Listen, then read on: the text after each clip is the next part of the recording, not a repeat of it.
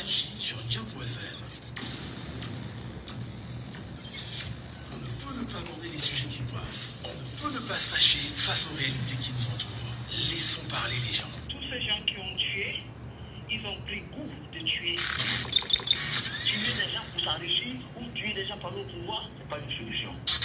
Laissons parler les gens. La libre antenne de votre radio. Parlez sans tabou, sans se pousser, percer et crever l'abcès. C'est vous qui avez la parole. Pourquoi on n'interdit pas la circulation des armes sur le continent africain? Laissons parler les gens du lundi au vendredi sur Djambo FM. Laissons parler les gens. Une présentation de Michel Gadju.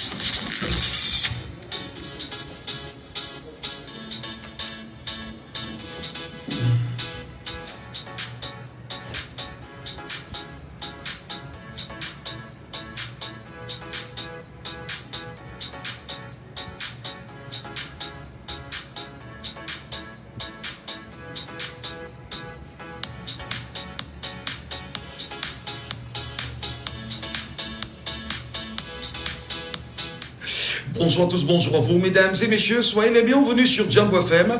Soyez les bienvenus sur la libre antenne. Laissons parler les gens. Et c'est reparti, comme vous le savez, pour ce matin avec la libre antenne. 9h, 11h, aux Enclabures. C'est mieux de le dire ainsi. Et nous allons bien évidemment placer le curseur sur des sujets d'actualité qui vous donnent la parole chaque matin. Édition mise en onde par Arnaud Nossi. Appelez-moi Michel Ngatou. Je suis au micro. Très heureux de vous retrouver, madame et messieurs, pour cette nouvelle édition. Laissons parler les gens. Premier sujet. Comment comprendre et surtout interpréter aujourd'hui la convocation administrative du prophète Mfundi à l'endroit de Monsieur Parfait Aloïn Voum, ancien vice-président du régional du SDF dans la région du centre et qui d'ailleurs aujourd'hui est la tête du forum républicain. Faut-il le rappeler, sur les antennes d'une télévision camerounaise en fin de semaine dernière, il a fait savoir que la brigade anti-Sardina était une chance pour le Cameroun et d'ailleurs a-t-il aussi à la suite fait une citation de Monsieur Laurent Gbagbo. Des propos qui ont d'ailleurs amené le préfet du département du Mfundi, Monsieur Ndingdeng, à le convoquer à la gendarmerie afin bien évidemment de s'expliquer sur ses propos. Ce matin, on en parle véritablement, mesdames, messieurs, vos analyses, vos commentaires, citoyennement parlant, sans verser dans l'injure et pas de diffamation. Merci à vous de prendre la parole ce matin. Laissons parler les gens. Deuxième sujet.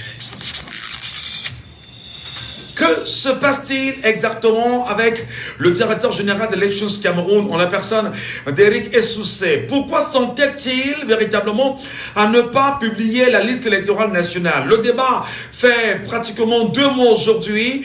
Nous sommes exactement le 12 mars 2025. Depuis le 30 décembre dernier, le directeur général d'Elections Cameroun, Eric Essoussé, n'a toujours pas publié la liste électorale nationale. Décidément, que doit-on retenir du comportement du directeur général d'Elections Cameroun? Nous nous posons encore la question ce matin, comme cela l'a été dans les semaines écoulées. Est-il au-dessus de la loi? Piétine-t-il la loi? Piétine-t-il la constitution? Piétine-t-il le code électoral? Piétine-t-il le peuple camerounais? Piétine-t-il les 8 millions de Camerounais inscrits? Piétine-t-il en réalité, on va dire, mesdames, messieurs, l'ambition des Camerounais à tendre le cou à ce qu'on peut appeler une oligarchie politique mise en place? On en parle ce matin dans la deuxième partie. Merci à vous de garder le bon tempo sur la radio. Laissons parler les gens. Libérons la parole.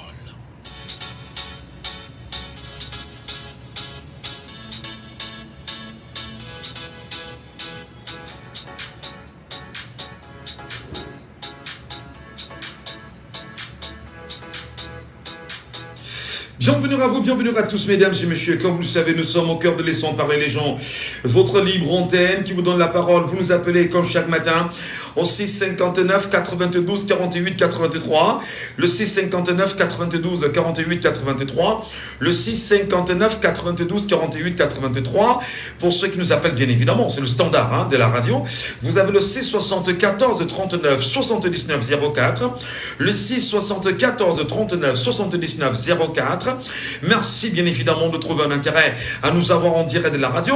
Vous avez un appel classique ou sur WhatsApp, le 654 40 19 19 13. Le 6 54 40 19 13. Le 6 54 40 19 13. Vous nous appelez bien sûr en direct, vous laissez vos avis et vos commentaires, madame, messieurs, sur ces sujets d'actualité. Je rappelle que pour ceux qui nous suivent sur le panel, merci en même temps de monter sur le panel, de prendre la parole en direct, de laisser vos arguments. Et nous sommes dans le premier sujet, madame, messieurs, véritablement porté sur la convocation de monsieur Parfait Voum à la gendarmerie afin de s'expliquer sur des déclarations portées sur une télévision camerounaise, pour ne pas la nommer, Info TV, la semaine dernière, dans le cadre effectivement de l'émission Libre Expression. D'ailleurs, Parfait Voum a fait savoir que la brigade anti-Sardina était une chance pour le Cameroun, et dans cette déclaration en même temps, ce qui va pousser l'autorité judiciaire à le convoquer afin de s'expliquer sur ses propos. À côté, il a cité également, il a rendu public une citation de Laurent Gbagbo. Comment vous l'appréciez? Comment vous l'analysez? Comment vous interprétez cette convocation administrative aujourd'hui? Mais surtout, comment analysez-vous, madame, messieurs, le comportement exact du prophète Mfundi? Appelez-nous en direct, prenez la parole, laissez vos avis, vos commentaires. La libre antenne est lancée, laissons parler les gens est lancée. Nous vous écoutons véritablement. Prenez la peine, bien sûr, d'analyser en tant que citoyen camerounais, sans verser dans l'injure, pas de diffamation et pas d'outrage. Je rappelle que les lignes sont les suivantes. Le 6 59 92 48 83. Le 6 59 92 48 83. Le 6 59 92 48 83. Vous avez également le 6 74 39 79 04. Le 6 74 39 79 04. Ou alors, vous nous appelez au 6 54 40 19 13. En appel classique également, on pourra vous avoir, ou sur WhatsApp, madame, messieurs, avec le même plaisir. Nous vous écouterons sur la radio. Merci à vous, merci à tous de rester sur la radio. Je rappelle que sous les yeux, le communiqué étant, je vais lire la convocation, étant bien sûr perceptible, une convocation bien évidemment avec pour objet incitation, violence et apologie du crime. Honneur de vous présenter, bien vouloir inviter le citoyen homme nommé Voum Parfait à s'expliquer clairement sur les propos tenus lors du débat télévisé, chaîne télévision suivie dans le département du Fundi, il faut mentionner cela, dimanche 9 mars 2025. La basse brigade anti-Sardina est une chance pour le Cameroun. Coup d'État nécessaire. A-t-il effectivement dit que le coup d'État était nécessaire? La question mérite d'être posée. Quelqu'un avec nous ce matin en ligne ou pas? Ils ne sont pas encore là. C'est incroyable. Qu'est-ce qui se passe? Où sont bien sûr les auditeurs? Vous montez également sur le panel, vous prenez la parole en direct. On vous écoute clairement et ce sera toujours un plaisir de vous écouter ce matin en direct. Merci à vous, madame, messieurs. Le premier sujet est porté également sur cette convocation de Parfait Voum. D'ailleurs, convocation administrative du préfet du Fundi, monsieur Ndingdeng. Voilà, monsieur Ndingdeng, qu'il a signé hier, interpellant le compatriote camerounais à venir s'expliquer. Auditeur en ligne ce matin, le tout premier d'ailleurs, à 9 minutes. Bonjour. Allô, monsieur Michel. Comment je vous appelle? Allô? Comment je vous appelle? Allô? Je vous appelle comment? Je vous appelle comment? Aïe, aïe, aïe. Comment je vous appelle? Qu'est-ce qui ne va pas nous ce matin? Qu'est-ce qui ne va pas nous? Qu'est-ce qui ne va pas nous? Appelez-nous au 654 40 19 13 et vous insistez. Voilà.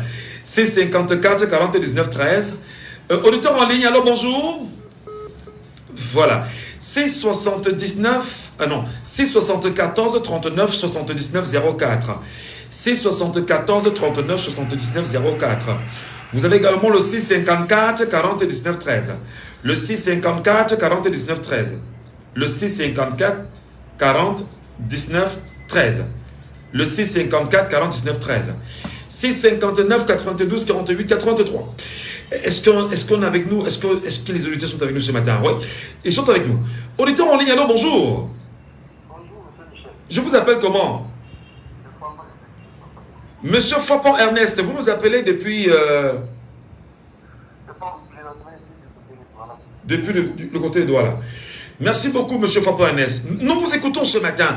Comment vous analysez cette convocation administrative de M. Parfenvoum pour son opinion tenue dans un débat sur une chaîne télévision au Cameroun? Non, bon, je pense que j'ai vu une vidéo que vous avez faite. Je pense que je vais aussi aller dans la même logique que vous. Je pense que vous avez vu cette chaîne de télévision. C'est une chaîne qui, ma foi, est une chaîne qui n'éduque pas les Camerounais. Alors vous avez donc des individus. Donc vous avez donc les Camerounais à part entière. Lorsqu'un Camerounais sort une chose qui n'est pas en faveur de nous, il est demande dans un centre de temps. Vous avez vu un homme politique qui a traité nos héros nationaux, nos grands héros nationaux comme des bandits. Mais rien de lui, aucune convocation, aucune gouvernance de ce soir ne lui a été instituée de la part du gouvernement. Mais vous avez donc un individu qui fait un rapprochement. C'est-à-dire que parce que j'ai suivi ce débat, lorsqu'il disait que la base était puissante, et il a donc pris un propos du Laurent Gbagbo qui fait que lorsque les institutions sont bloquées, les coups d'État, un truc comme ça, il a fait un rapprochement pour dire que lorsque les gens qui nous dirigent bloquent un peu les institutions, on ne peut s'attendre à ce genre de choses. Donc, subitement, comme ça n'allait pas dans le sens que le régime voulait, directement dans les mariés, il a fait une provocation. Mais est-ce que ça veut dire que nous avons des télévisions à la solde au Cameroun qui sont là pour servir le régime, des médias, disons-le ainsi? Mais M. Michel, vous me posez là, c'est la réponse que vous avez posée. Vous avez posé la réponse, ces chaînes-là sont connues et qui passent tout leur temps en longueur de journée à la haine d'une communauté que je ne peux pas citer. Ces chaînes sont très bien connues.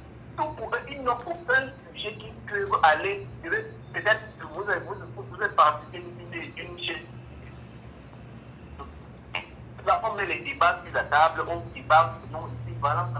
Mais vous avez cette chaîne-là qui ont une seule feuille de route là, c'est parler d'une seule communauté, aux membres de cette instance. Ils ne donnent pas vraiment les choses que les gens doivent comprendre. Et maintenant, lorsque tu arrives sur ce plateau, tu dis ce qui n'est pas en train de réussir. Ils sont inscrits à plus de personnes qui sont à la sorte du régime. À part ça, ils disent ça en pouvoir pour la les gens. Mais est-ce qu'on ne devrait pas avoir peur, bien évidemment au Cameroun, que des médias, entre autres, s'illustrent comme ce qu'on appelle des médias de mille collines, sachant bien évidemment qu'il y a une histoire sombre avec la politique au Cameroun, avec le Rwanda? Est-ce qu'on ne s'achemine pas inéluctablement vers ce destin-là si rien n'est fait?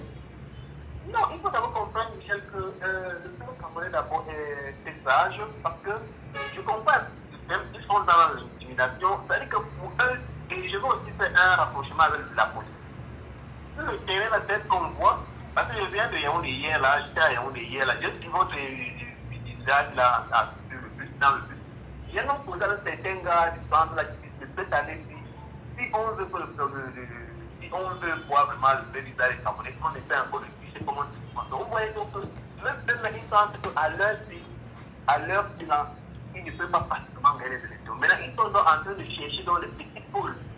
Les petits pôles pour pouvoir faire en sorte que peut-être le peuple se lève. Vous avez vu la dernière fois, ils ont fait une menace par rapport au peuple quand personne n'a réagi. Maintenant, ils sont donc du parti comme parce qu'il a dit une chose qu'ils ne parlent pas dans la même logique. Vous voyez, ils ne parlent pas dans la même logique. Vous avez un individu qui a donc traité un héros de pensée. Et vous avez donc le DG, la DGS qui a plutôt procuré cet individu qui montre certains pour définir la vérité avec sa femme. Vous voyez que ce sont les télévisions qui sont là à la sorte du régime. Donc, ainsi, la haine va contre une communauté. Moi, je préfère les dire. Mais il faut que ces gens-là qui fassent très attention. Ces journalistes-là sont connus. Il faut qu'ils fassent très attention parce que tout ce qu'ils sont en train de dire là, c'est assez. Tout ce qu'ils disent là, tôt ou tard, ils vont répondre. Ils ne savent pas voir ce qui est. Pour que ces gens sachent que ils sont là pour faire le travail pour informer la population. Comme vous faites pas vous apprécier. Non, mais peut-être pour sortir avec vous. Peut-être pour sortir avec vous. Est-ce que les propos de Parfenvoum ont été de nature à être des propos offensants, appel à l'insurrection, comme je l'ai lu, appel bien évidemment, incitation à la rébellion?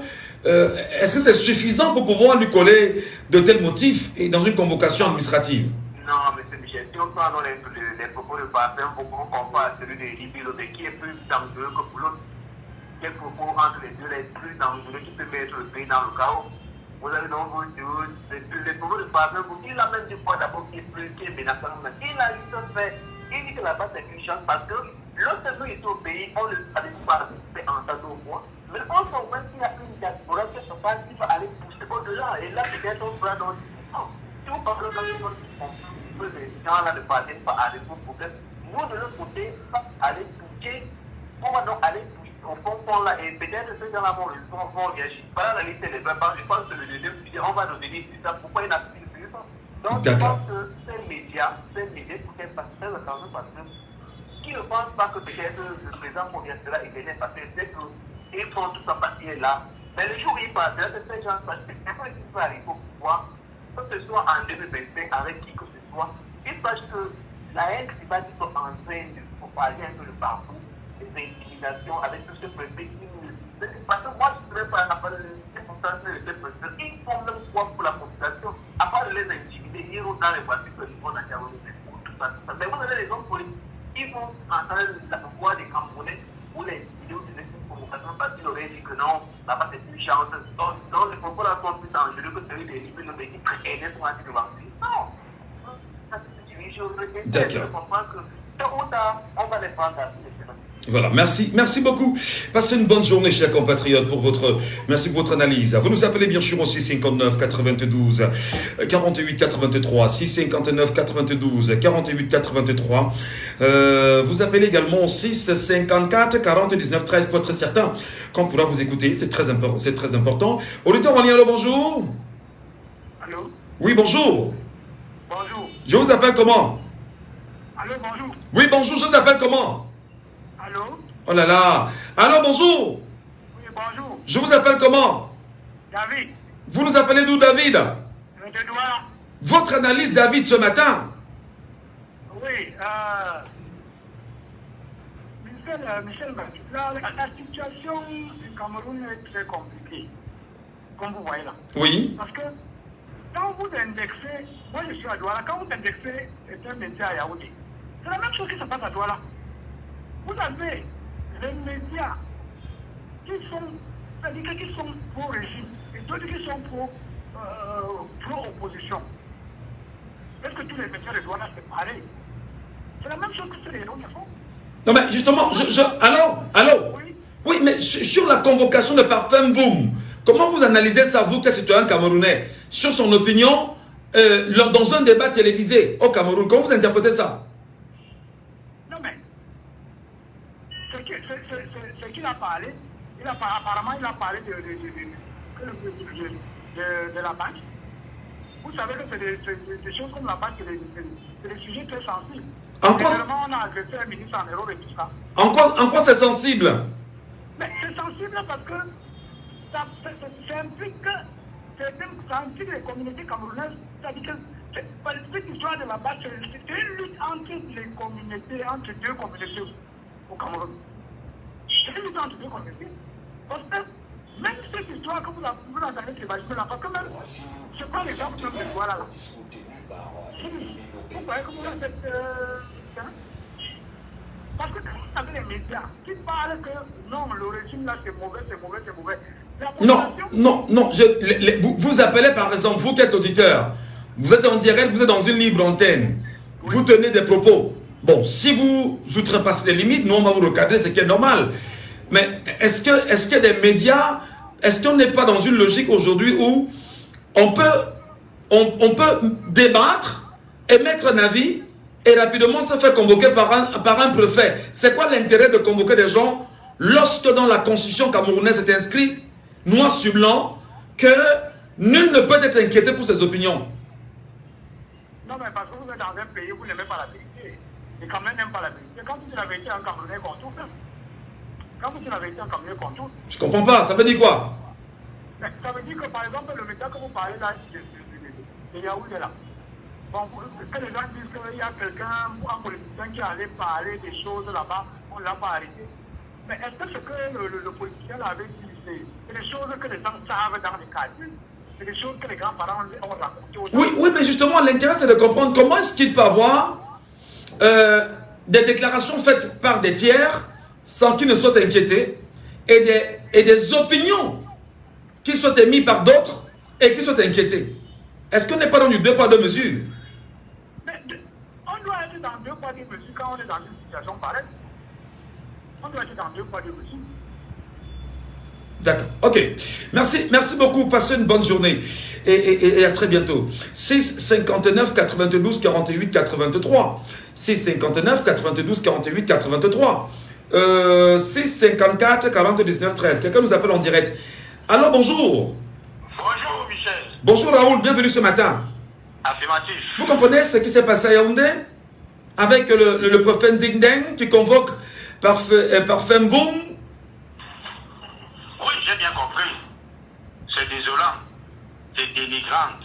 À la longue même, ça devient embêtant dans ce pays. Est-ce que vous croyez l'auditeur qui vient de passer là, lorsqu'il affirme des années comme ça, là, c'est très surprenant. Lorsque quelqu'un dit que là-bas, c'est une chance pour le Cameroun, il développe. Pourquoi c'est une chance? Il soutient ses arguments. Mais je ne sais pas, quand tu dis que là-bas, c'est une chance et que là-bas, il n'y a pas une chance, est-ce que ça veut dire que là-bas, c'est 10? Je vous rappelle que là-bas, c'est 10 depuis 82. Et c'est là-bas qui a accueilli en Europe pour les temps, avec les Ayo.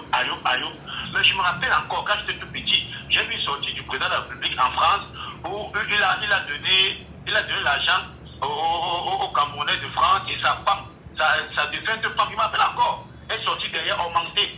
Elle a dit que non, comme le père a donné ceci, moi j'en mets encore ceci. Non, ça là, c'était pas les mêmes gens, c'était pas les mêmes Camerounais. Monsieur Michel, là-bas, ce sont des Camerounais et sans distinction d'ethnie. Parce que je ne dis pas que ça, tu poses, par exemple, qui est de Fassa et du centre. Elle est basée du centre, elle est bamiliquée. Et du sud, alors, du sud. Du sud, bien sûr. Mais ce que c'est vrai, c'est l'être inutile. Vous voyez donc que le peuple ne pas le pouvoir par les élections. Ce sont les signes les signes qui prédisent déjà que le peuple ne peut jamais prendre le pouvoir par les élections au Cameroun. Donc si vous n'avez pas compris, on sait que maintenant alors, il faut comprendre directement parce qu'il suffit seulement qu'un matin, on vient seulement à la sortie de votre maison, on dit monsieur Michel, suivez, non, vous amène à Yaoundé. Quelqu'un se dit que voilà les cas d'identité, il a filmé les cas d'identité, il a filmé seulement les cas d'identité, filmé seulement. Vous savez où il se trouve aujourd'hui? Mais tout ça, c'est les messages qu'on vous passe. Là, bon, le monsieur qui disait que quelqu'un, il doit avoir deux armées au Cameroun. Une armée pro-pouvoir, une armée pro-opposition. Ça veut dire quoi? Non mais, on voulait que les choses soient, la base soit au centre. Mais vous voyez donc que l'armée est à la solde d'un parti, à la solde des gens qui nous menacent depuis 43 ans. Plus de 43 ans. Mais c'est désolant. Comment quelqu'un peut donner dans une chaîne de télévision, il donne son opinion et il est inquiété pour ses opinions. Je me permets de vous rappeler bien sûr ce qu'il a dit. J'ai suivi tout le monde parler. J'étais là. J'espère que les uns et les autres vont me suivre sans le GMB de manière active. Déjà, je pense que là-bas, c'est une chance pour le Cameroun parce que Laurent est une chance pour le Cameroun. Parce que Laurent Gbagbo disait que quand les institutions sont bloquées, les coups d'État sont nécessaires, a déclaré l'ancien militant, bien sûr, du SDF. Alors, est-ce que justement, c'est un appel c'est une incitation à la révolte, comme j'ai lu M. Ndingdeng le dire. Qu'est-ce qui peut sous-tendre un tel objet, à votre avis? Je n'ai pas l'appel à la révolte. C'est juste un appel à la prise de conscience du gouvernement. Il voulait dire au pouvoir que ne continuez plus à fermer le jeu politique, ne continuez plus à oppresser votre peuple, ne continuez plus à intimider votre peuple. Ouvrez plutôt le jeu et les Camerounais seront plus libres de s'exprimer. C'est mieux que ça. Bon, ouais, que bon, on l'arrête maintenant. Bon, je vous donne un exemple. Il est un ancien militant d'un parti. Il a une famille, il a des frères et des soeurs. Imaginez-vous que ses frères et ses soeurs sont en Europe et que prochainement, à quand tu fais un déplacement en Europe, vous connaissez qui va passer la famille le premier? Ce sont ses frères et ses soeurs parce qu'on a arrêté le grand frère un jour, on a bien pris ses opinions. Il faut offrir le jeu politique. Mais je vous dis qu'avec la lue là, le Cameroun ne peut jamais prendre le pouvoir par les filles. Donc je vous dis, M. Michel, à la deuxième période, on Merci beaucoup, merci infiniment, passez une bonne journée. Raoul, qui nous appelle chaque matin depuis EDEA, et puis voilà, ça nous fait plaisir que depuis la Ville Lumière, que nous ayons les unitaires également là-bas qui nous écoutent bonnement depuis EDEA. Bonjour à vous, là-bas EDEA. C54 40 19 13, C54 40 19 13, c'est la libre antenne avec des sons parlés les gens. Nous sommes en direct sur Django FM, au C59 92 48 83 également. Vous pourrez nous avoir pour ce premier sujet, convocation administrative, comment comprendre le cas parfait Voum. C74 39 79 04. C74 39 79 04.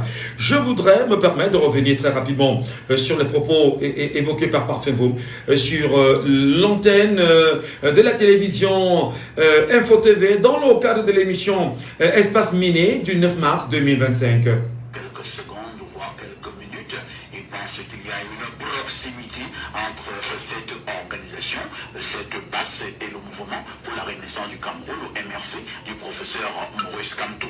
C'est une opinion que vous partagez? Non. Et pourquoi? D'abord, j'ai suivi tout le monde sans parler. J'étais là et j'espère que les uns et les autres vont me suivre sans regimber de manière active. Vous allez parler, monsieur Parfait. Déjà, je pense que là-bas, c'est une chance pour le Cameroun. Ah bon? Oui, une chance pour le Cameroun. Parce que quelqu'un disait, et c'est Laurent Gbagbo qui disait, quand les institutions sont bloquées, les coups d'État sont nécessaires. C'est Laurent Gbagbo qui le disait. Pour dire que Vous êtes venu faire la promotion des coups d'État. C'est clair. Permettez-moi de modérer ce débat. C'est moi qui pose les questions. Voilà, c'est ce qu'on peut retenir. L'essentiel de ces propos tenus sur cette antenne-là justifierait, à votre avis, une convocation administrative? Madame, monsieur, prenez la parole, laissez vos avis. Vous êtes Camerounais. C'est des problèmes camerounais, c'est des situations camerounaises qui doivent être débattues par des Camerounais, avec des avis camerounais. Et bien évidemment, voilà, que les Camerounais s'expriment simplement. Vous nous appelez en direct, vous nous dites concrètement ce qu'il a dit. Justifie-t-il effectivement une convocation administrative? Alors, je vais également tenter ce matin de vous faire écouter, si tout se passe bien, je l'espère, si tout ira bien, je vous ferai également écouter des propos tenus dans la même chaîne de télévision entre Elie Milobet, bien sûr reconnu, le professeur Mathias Eric Onangini, encore sur les coups d'État, ils n'ont jamais été inquiétés. Écoutez très bien, tendez l'oreille, madame, messieurs, et on en reparle par la suite. Peuvent être contagieux. Oui, d'ailleurs, ça peut passer à Centrafrique, ça peut passer au Cameroun. Bien sûr, les conditions, oui, mais écoutez, la situation de l'Afrique centrale n'est pas la même. Je ne sais pas, moi je ne suis pas que celle de l'Afrique occidentale. Moi, les histoires de les autres, c'est parce que, et ici, non. Non, ce n'est pas la même chose, monsieur Elimilo. Oui, laissez alors. La distinction, rapidement, la distinction qu'il y a entre l'Afrique occidentale et l'Afrique centrale, c'est qu'en Afrique occidentale, il y a deux points de cristallisation qui bénéficient de conditions géopolitiques particulières. C'est-à-dire des États qui sont très ouverts, qui ont une surface très large et une surface où il y a le désert. La géographie de l'Afrique centrale, et surtout de son noyau n'étant pas la même, les mêmes conditions n'existent pas. Et pourtant, la République centrafricaine, ce n'est pas la même chose. Il n'y a pas de terrorisme là-bas. C'est pas la même chose. Est-ce que les coups d'État en Afrique de l'Ouest sont arrivés avec le terrorisme? Vous tenez un discours qui est pas à entendre dans certaines oreilles de ces gens. Ce n'est pas la même nature. Ne faites pas un jour. Ce n'est pas un problème de ne pas avoir peur. Les coups d'État qu'il y a en Afrique de l'Ouest aujourd'hui n'ont rien à voir avec les coups d'État qu'il y avait dans les années 60 ou les années 50. Le Ghana est un petit pays. Oui. Il n'a rien à voir avec la superficie du Niger, du Mali. Il a connu une série de coups d'État. Ce n'est pas la même chose.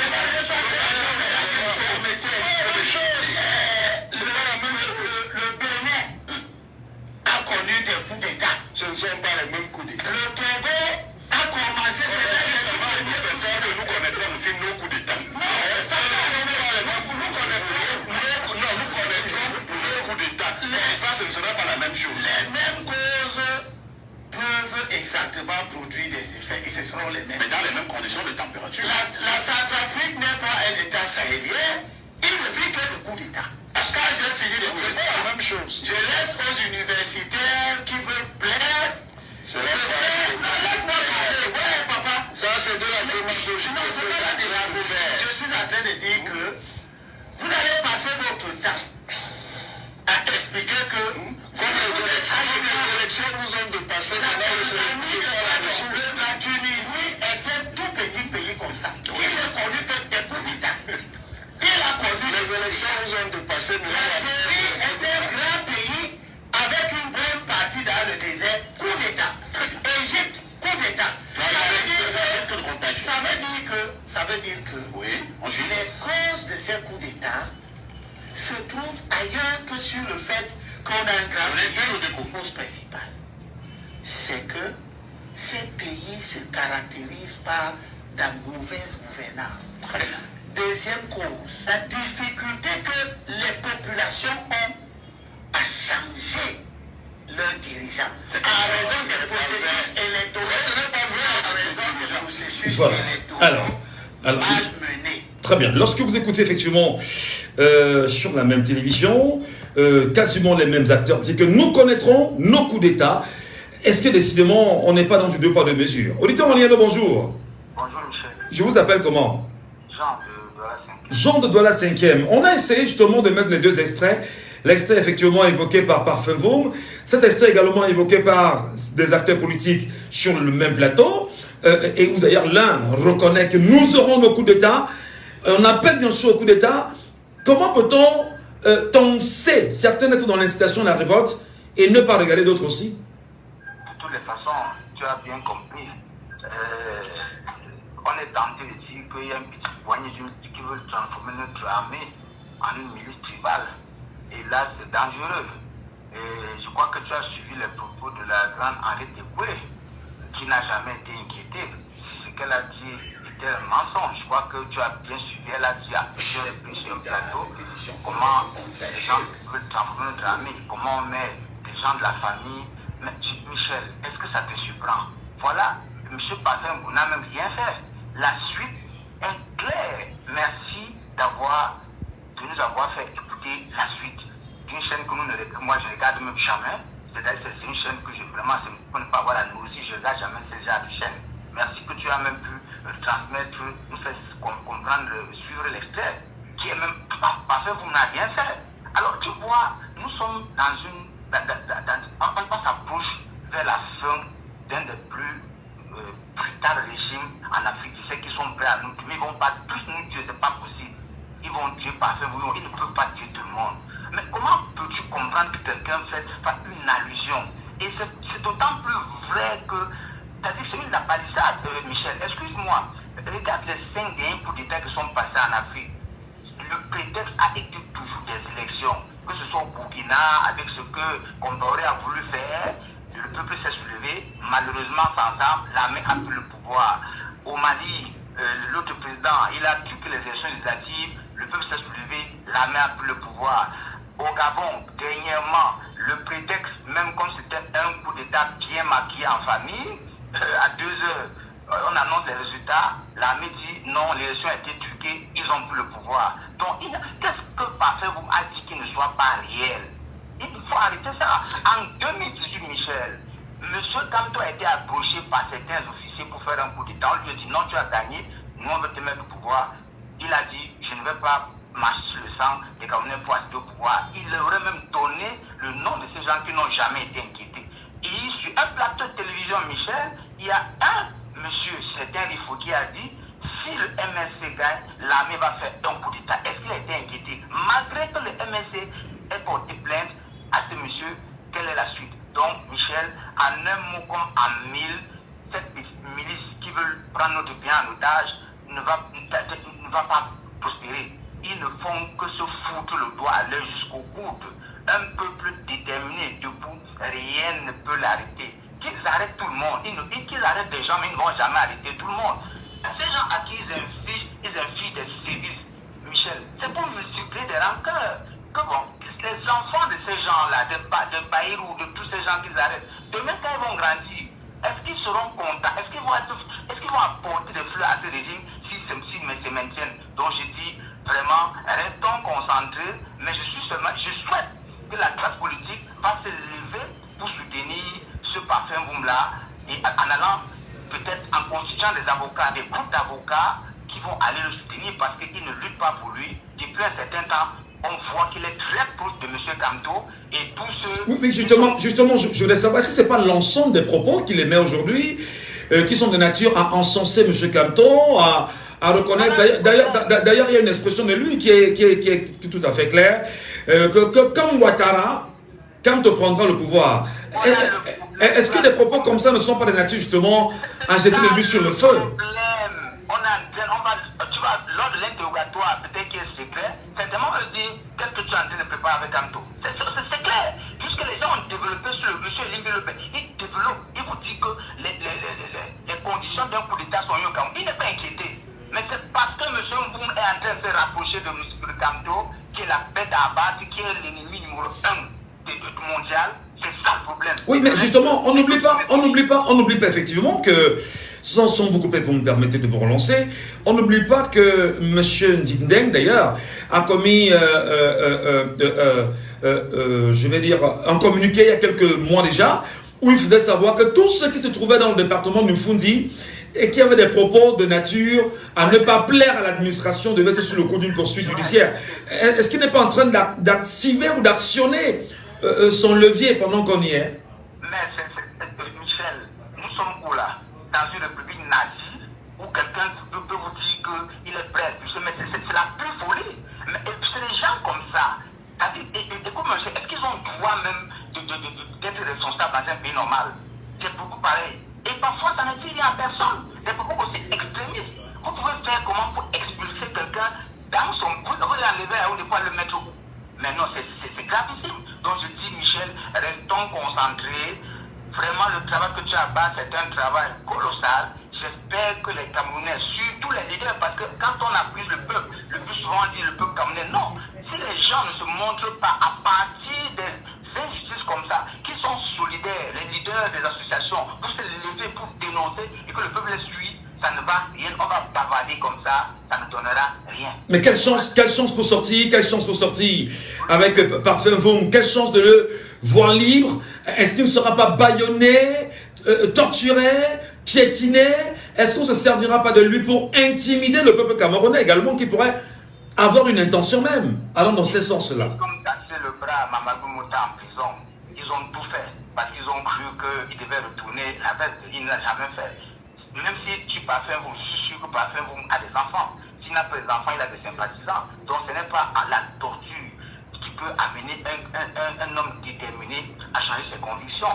Qu'est-ce que M. Kamto n'a pas subi? Qu'est-ce que les autres n'ont pas subi? Non, il faut arrêter ça. Donc je dis simplement que tout ce qu'ils font là, on appelle ça par les aboiements, les signes de faim. Et c'est normal. Vous voyez, quand une poule a déjà une tête coupée, elle essaie de faire battre ses ailes, ses pattes, mais le sort est déjà scellé. C'est ce qui est en train d'amener ce régime. Restons concentrés, ne tombons pas dans le piège de cette provocation parce qu'il veut nous pousser à l'erreur. Et je pense que nous avons tous les moyens pacifiques de défendre nos droits, de résister à l'injustice par tous les moyens pacifiques de droit. Merci beaucoup. Merci, passez une bonne journée. C'est la libre antenne, laissons parler les gens. Vous prenez la parole, madame, monsieur, vous vous exprimez sans verser dans les jus, pas de diffamation, vous restez tout à fait mesuré. Mais je n'écoute pas, je veux bien écouter, bien sûr, les militants du RDPC. Moi, je vais écouter les militants du Rassemblement démocratique du peuple camerounais, ces communicants, ceux-là qui peuvent en même temps nous appeler et laisser leurs avis là-dessus. C'est important. Je ne souhaite pas en même temps que l'on ait une vue d'esprit, comme quoi on aurait une émission totalement destinée, je ne sais pas trop, à l'opposition. Non, c'est une émission totalement consacrée à la République et aux citoyens camerounais. Donc vous nous appelez, vous vous exprimez en direct, vous laissez vos avis, vos commentaires, on débat, on discute. Et bien voilà, c'est ça en même temps l'agora, l'espace ou l'endroit où tout le monde prend la parole et s'exprime, sans verser dans l'injure et pas la diffamation. Je rappelle les codes d'accès simplement pour nous avoir en direct. Le 654 40 19 13, le 654 40 19 13. Et nous avons l'auditeur qui y est déjà. Allô, bonjour. Oui, bonjour, monsieur Michel Gadjou. Monsieur Lepato, bonjour à vous et bienvenue ce matin. Oui, bonjour, docteur de Djambo. Oui. Monsieur Michel Gadjou, je ne sais pas par où commencer, mais je vais être synthétique. Je vous dis, tout ce que nous faisons là, on appelle ça, comment dire, nous pataugeons sur les écumes. Sur les écumes du tourbillon qu'il y a dans la rivière. Oui. Ce que nous disons pour M. Voum, est-ce que ce n'est pas la même chose qu'on dit pour Bibou Nissa ou pour autres personnes? Ce n'est pas différent. Et c'est là où il y a quelque chose de fondamental que les Camerounais doivent comprendre. Passer le temps à dire nous sommes en République, c'est parce qu'ils ignorent toute l'histoire de notre pays. Hier encore, vous avez posé la question à monsieur le représentant du RDPC là, monsieur Fauchivé, sur Ernest Ouadjé. Mais qu'est-ce que monsieur Fauchivé vous a répondu? Il a laissé la réponse à cette question et il est parti nous parler de l'héritage de l'église de Odjoula. C'est de ça qu'il s'agit. Nous ne sommes pas une république. Nous restons, je dis, en 1982, la France a signé l'acquisition de la colonie qu'on appelle le Cameroun.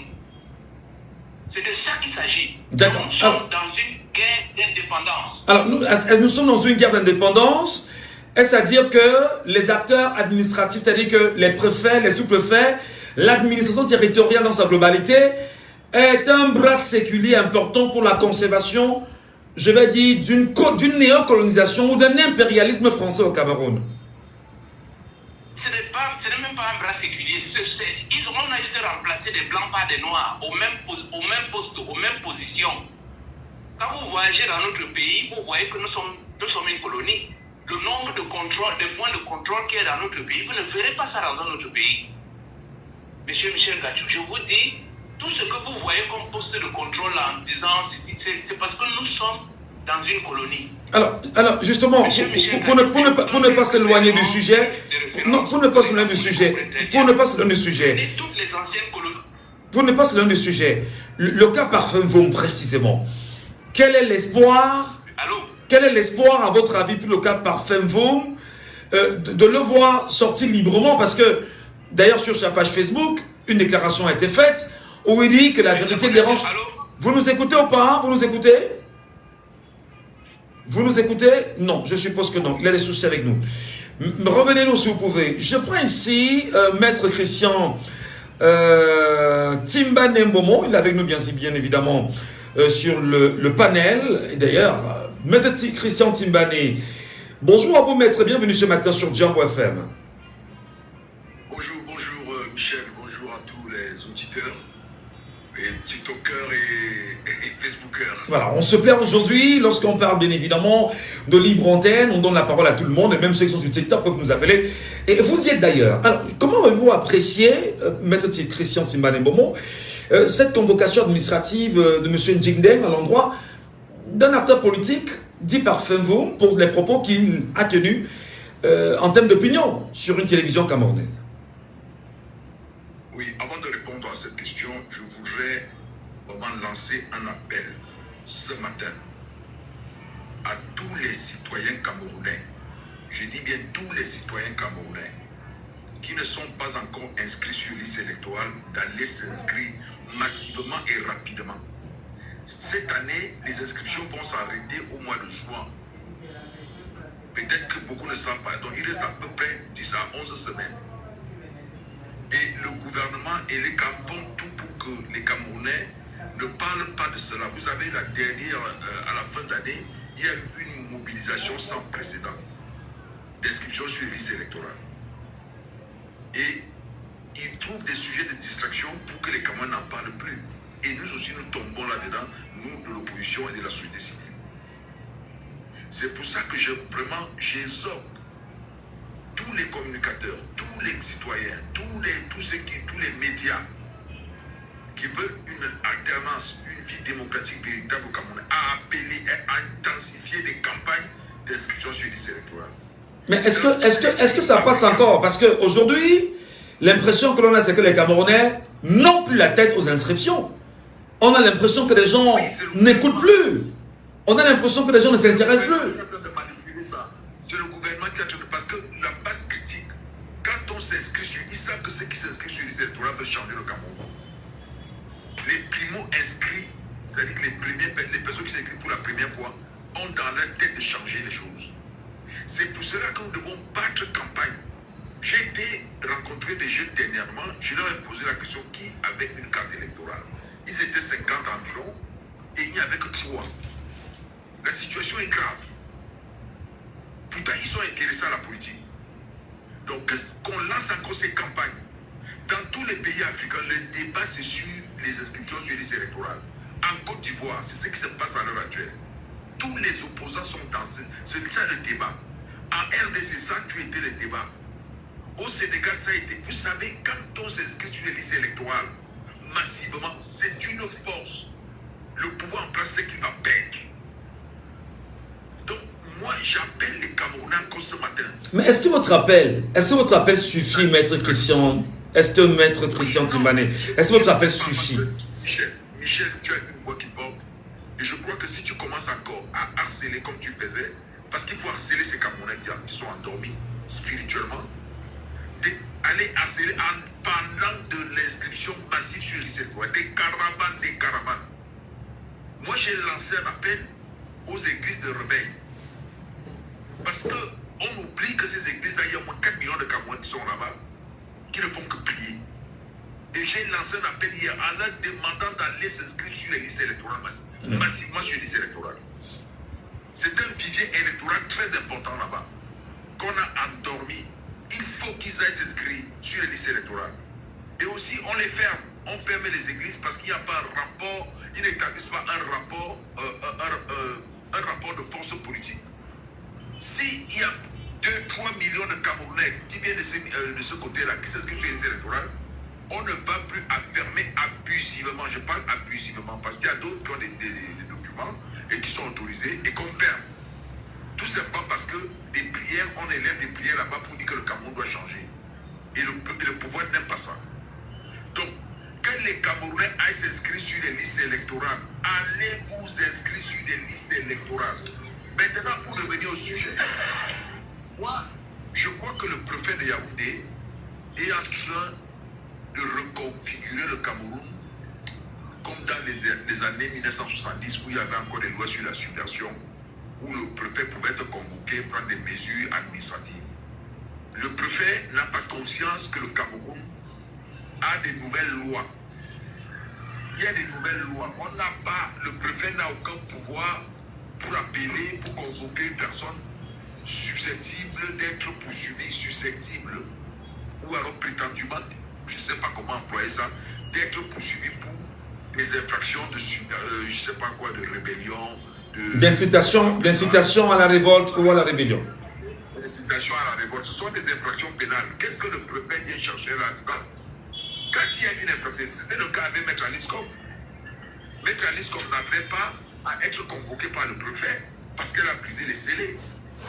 Le bris des scellés est une infraction pénale.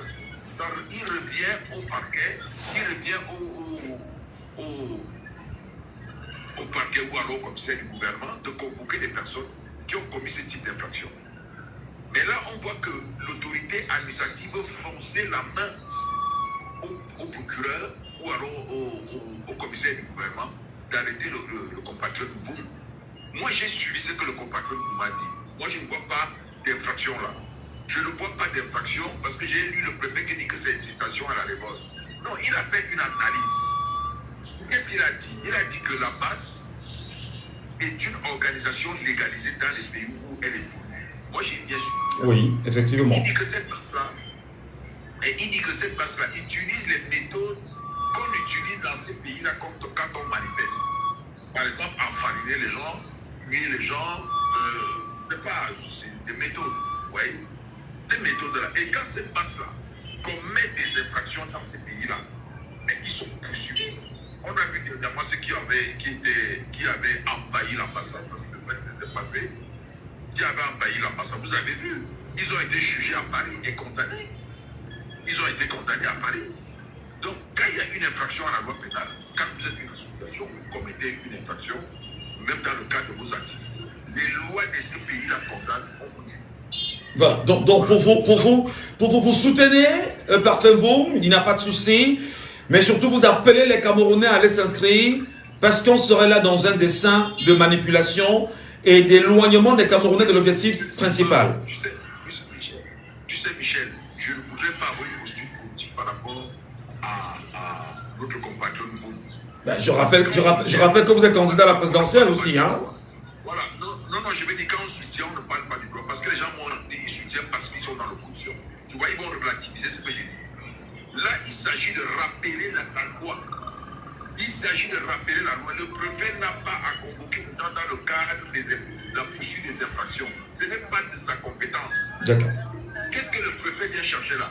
Et c'est ce qui s'est passé, à l'époque des lois sur la subversion de 62, où les préfets pouvaient décider d'interpeller les individus, on les appelait la BMM, et tout ça, il y avait des procédures administratives où on privait les gens de leur liberté.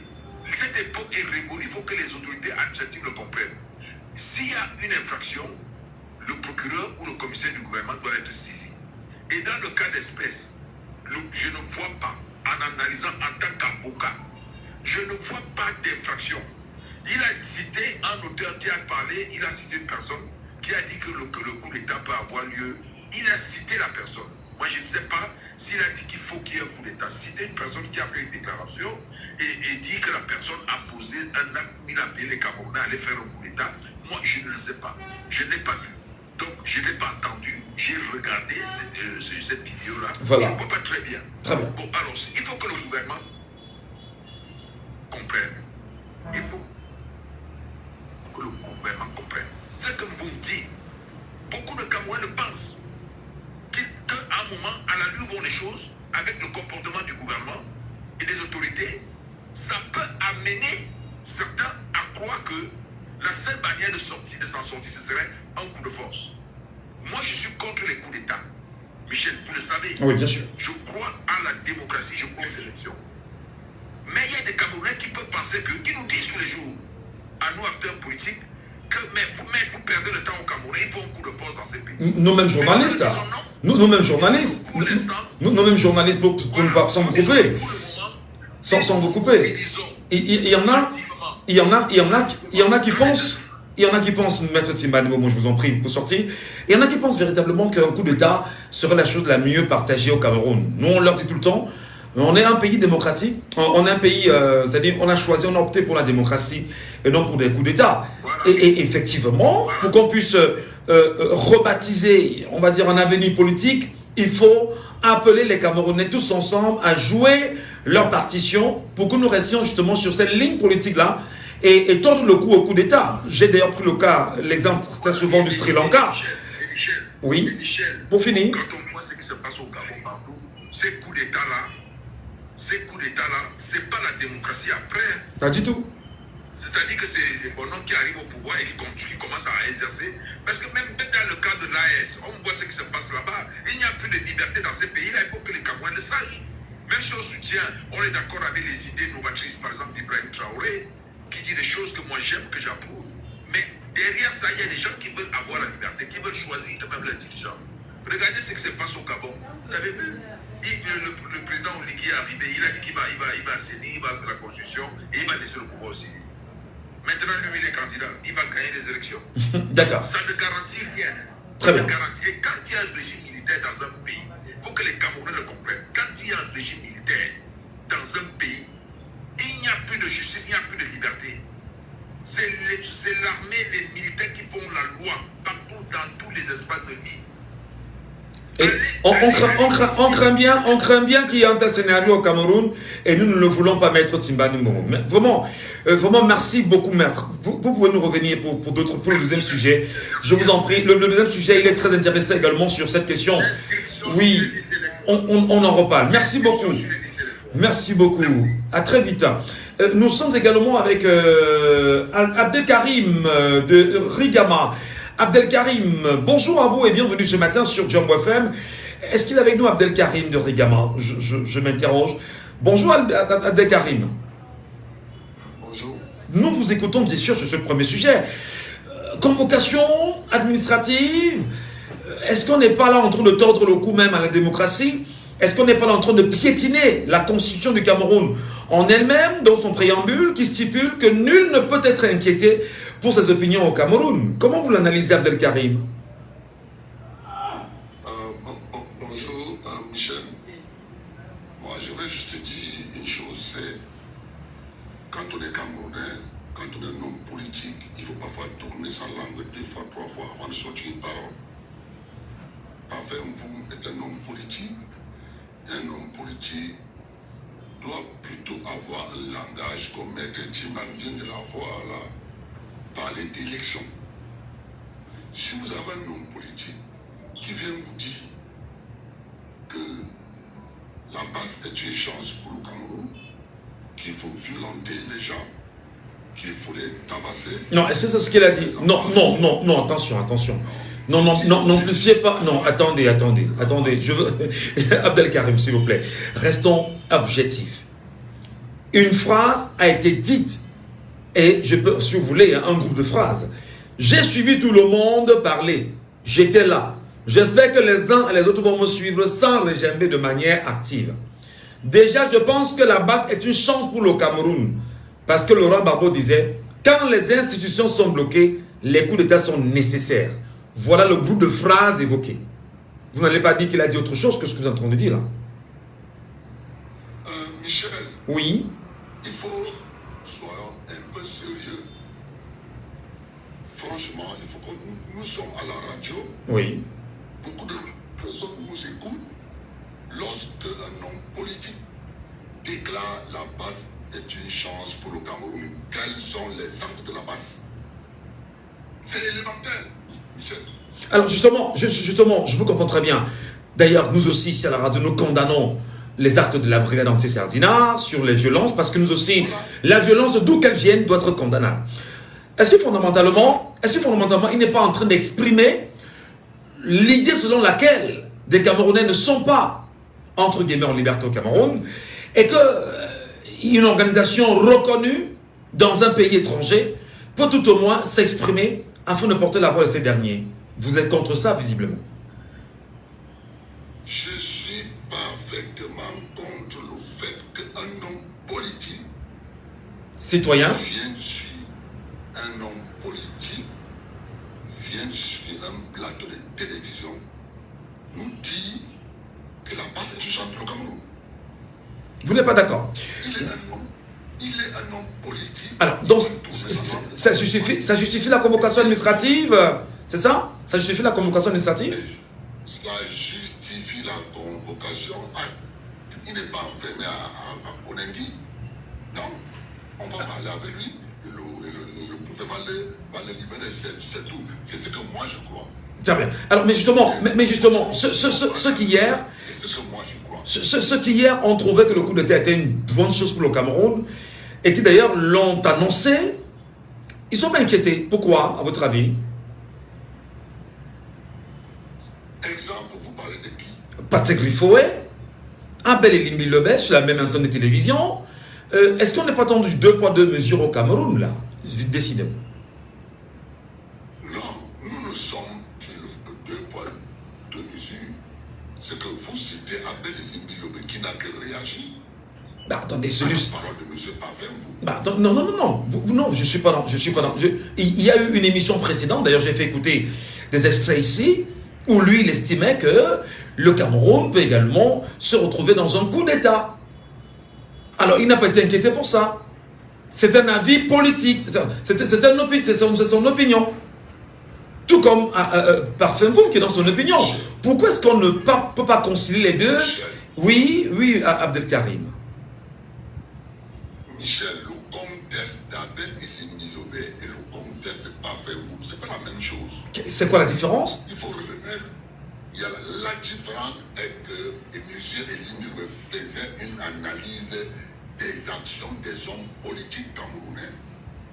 Il a dit voilà les comportements des gens qui conduisent au coup d'État. Très bien. Et justement, en validant que c'est possible également qu'on puisse avoir au Cameroun, ça ne dérange pas? Monsieur Parfait Mvoum, c'est pas ce qu'il a dit. Il a commencé par dire la passe est une chance pour le Cameroun. Très bien. Restez avec nous. Restez avec nous, ne partez pas. Restez avec nous, Abdelkarim. Ne partez pas, Abdelkarim. On va marquer une pause. Non, attendez, il est 10h. Nous sommes à la radio, il est 10h. Il y a le bulletin de l'actualité. Nous vous retrouverons juste après ceci. Jambo FM. Vous êtes sur Jambo FM 91. Le grand frère est qui est 10h. Le grand frère. Toute l'actu avec Estelle Gonji.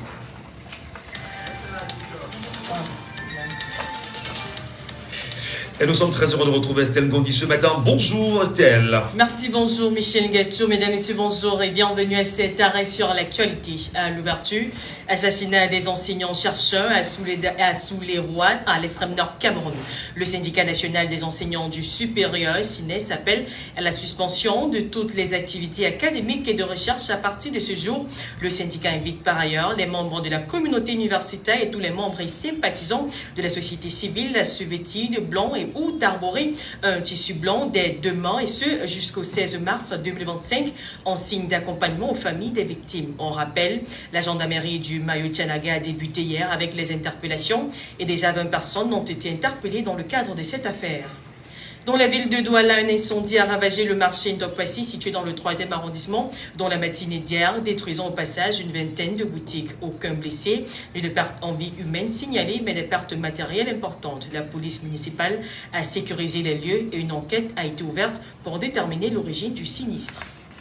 À Bafoussam, la gendarmerie de l'Ouest a interpellé des individus suspectés de trafic de matériaux destinés à la fabrication d'engins explosifs improvisés. Selon le colonel Abba Saïdou, les suspects disposaient de divers composants potentiellement liés au groupe séparatiste du Nord-Ouest. Le bâtiment perquisitionné contenait un stock de ferraille et autres matériaux spécifiques ainsi qu'un système de surveillance sophistiqué. Le site a été scellé et une enquête est en cours. Drame de Sikoum, un mois après la découverte de plusieurs squelettes et d'un corps, la police a reconstitué les faits hier. Les 6 présumés criminels, Norbert, le chef de gang, et ses complices ciblaient leurs victimes sur la nationale numéro 3. Ils les attiraient dans la brosse avant de les maîtriser. Ils utilisaient des machettes pour les menacer, une fronde en caoutchouc pour les neutraliser à distance et un mouchoir pour étouffer leurs cris. La police a identifié 4 lieux d'opération. Les présumés criminels, âgés de 25 à 35 ans, seront donc jugés par la loi en vigueur. À l'international, Lucas Ayabacho, leader séparatiste camerounais, restera en détention provisoire en Norvège jusqu'au 5 mai 2025. Son maintien en détention, décidé lors d'une audience le 10 mars dernier à Oslo, repose sur les risques de destruction de preuves et de fuite, d'autant qu'il prévoyait de quitter la Norvège pour l'Angleterre avant son arrestation en septembre 2024. Ayabacho est accusé d'incitation à des crimes contre l'humanité et financement de la violence séparatiste dans les régions anglophones du Cameroun. Depuis son arrestation, toutes ces demandes de libération sous caution ont été rejetées. C'est tout pour ce point de l'actualité, mesdames, messieurs. Merci beaucoup, chère dame. Eh bien là, on est journaliste. On se pose des questions quand même. Sur 2 sujets. Alors, je dis en même temps, ce qui doit toujours aiguiser l'attitude du journaliste, c'est la curiosité. Il faut que tu sois curieux. Au-delà de l'information qu'on te donne, tu te poses aussi des questions quand même. Je me suis posé des questions sur l'affaire de l'extrême nord du Cameroun. C'est-à-dire qu'avec ces chercheurs, c'est regrettable en passant, qu'ils soient tués de cette façon-là. Est-ce que le conflit de Boko Haram est fini? Est-ce que Boko Haram commet-il toujours des exactions dans cette partie du Cameroun? Boko Haram est-il effacé complètement? À quand la dernière fois de Boko Haram dans cette partie du Cameroun? Comment vivent les populations avec Boko Haram dans cette partie du Cameroun? Les populations se sentent-elles en sécurité dans cette partie du Cameroun, quelle est la sûreté, j'insiste bien sûr, la sûreté renforcée au sein bien sûr des populations? Quel est le moyen d'information, de sensibilisation et d'éducation des populations? Quelles sont les séquelles de Boko Haram dans cette partie du village ou du Cameroun? Quelles sont, je veux dire, quelle est la réparation pour moi psychologique des populations face à la guerre et les brutalités de Boko Haram? Comment les chercheurs se sont-ils retrouvés là-bas? Comment peut-on comprendre en même temps que des chercheurs se retrouvent là-bas sans voiture? Quel reflet a-t-on des motos dans cette zone en proie aux violences terroristes? La souffrance qui affecte les populations n'existe pas le sentiment de méfiance? Comment se sont comportés les chercheurs avant d'entrer dans cette zone de turbulence terroriste? Ça, c'est un ensemble de questions que je me suis posées. Bon, là c'est clair, Michel Ngacho, d'autant plus que la région de l'extrême nord Cameroun, c'est une région qui est en proie, on le sait tous, depuis plusieurs années, aux attaques terroristes Boko Haram, pas plus tard qu'en 2024, non, même en 2025, je crois qu'il y a eu une attaque. Il y a eu des attaques. Oui, une attaque de ce côté-là. Il y a eu beaucoup de décès qui ont été enregistrés, des personnes qui ont été contraintes de quitter leur domicile, voilà. Et on se demande qu'est-ce que l'État camerounais fait pour essayer d'améliorer situation de vie des populations de ce côté-là. Et c'est pas que l'extrême nord, on a le nord-ouest et autres qui sont encore en proie à des attaques terroristes. Très bien. Alors, il y a un deuxième sujet également sur l'usine l'explosif. Des explosifs, bah, ça. Très bien. L'usine était où? Qui tient l'usine? Depuis quand est-ce qu'elle est installée? Les travailleurs de l'usine, qui sont-ils? Comment sont-ils formés à la manipulation des explosifs et la fabrication des explosifs? A-t-on vu ces explosifs? Ça ressemble à quoi concrètement? Où se trouvent les soi-disant matériels et composantes? Comment est-ce qu'on les manipule en même temps, comme c'est le cas? Quel type d'explosifs devrait-il créer? C'était quoi leur projet? Quels sont les fabricants ou les fabrications déjà à leur actif? Qu'est-ce qui les achemine? Avec quoi? Et pour où? Avait-il des projets d'attentat? On pose des questions comme ça. Qui serait bien sûr le chef de ce cartel? Où est-ce qu'il planifie ces attaques si jamais c'était une attaque? Est-ce qu'on n'est pas justement là, dans une logique d'information qu'il faudrait prendre beaucoup de pincettes? Je pense que là, il n'a pas été dit qu'on a retrouvé des explosifs, mais qu'on a trouvé du matériel qui servirait à la fabrication. On vous dit que c'est des ferrailleurs. On vous dit que c'est des ferrailleurs. Il y a des ferrailleurs partout. Jusqu'à présent, chez moi j'ai une voiture. Parfois, des gars passent au quartier et demandent, est-ce qu'il n'y a pas des vieilles batteries là qu'on peut utiliser pour pouvoir... Ils en ont besoin. Est-ce qu'on a eu le matériel entre les mains? Moi, je me pose la question. Bon, de toutes les manières, je pense que c'est la raison pour laquelle une enquête a été ouverte, parce que le matériel qu'on a trouvé, justement, laisserait croire que ce matériel servira à la fabrication des explosifs. Et qu'il y aurait peut-être une filiale entre cette entreprise et le sud-ouest, le nord-ouest, autant pour moi, cette région qui est en proie, je vais dire ça comment? On vous attend à 12h30. Là, on va en parler, justement. Évidemment. Merci beaucoup. Eh bien, c'était des questions aussi des journalistes aussi. Hein. C'est normal. On fait une sorte de conflit de rédaction. Allez, à très vite, madame, messieurs. Restez sur Djambo FM. On ne peut pas en parler avec énergie sur Djambo FM. Deuxième sujet, bien évidemment, ce matin, mesdames, messieurs, après ces questionnements avec Estelle Ngondi, en direct. Liste électorale nationale, pourquoi le directeur général de l'élection Cameroun s'entête-t-il? Pourquoi, depuis le 30 décembre, nous sommes le 12 mars 2025, c'est-à-dire que le 30 décembre 2024, nous sommes exactement le 12 mars 2025. Pourquoi Éric Essousset s'entête-t-il à ne pas publier la liste électorale nationale? Éric Essousset s'emploie-t-il? D'ailleurs, la question tout à l'heure sera posée à Maître Timbane Mbomo qui est avec nous aussi en direct.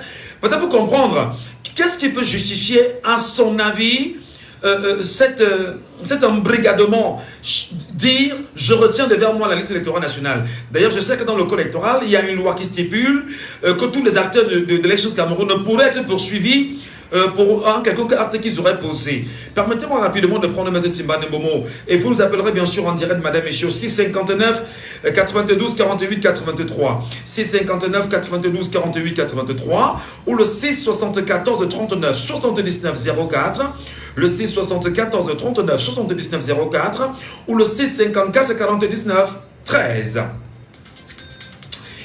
Permettez, Maître Timbane Mbombo, vous êtes avec nous à nouveau, bonjour. Bonjour, bonjour Michel. Est-ce que Eric Essousset est plus fort que 8 millions de Camerounais inscrits sur les listes électorales? Est-ce que Eric Essousset est au-dessus de la constitution du Cameroun? Est-ce que Eric Essousset est au-dessus du conseil électoral? Est-ce que Eric Essousset est au-dessus de la loi de 2012 portant bien évidemment en promulgation sur le code électoral au Cameroun? Est-ce que Eric Essousset, d'ailleurs, avec qui Paul Atangandji, récemment, et même d'ailleurs le président du conseil électoral, se sont retrouvés en violant l'article 5, bien évidemment, de ce code électoral-là? Est-ce que décidément, on n'est pas dans un coup de force contre le peuple camerounais et les lois du Cameroun?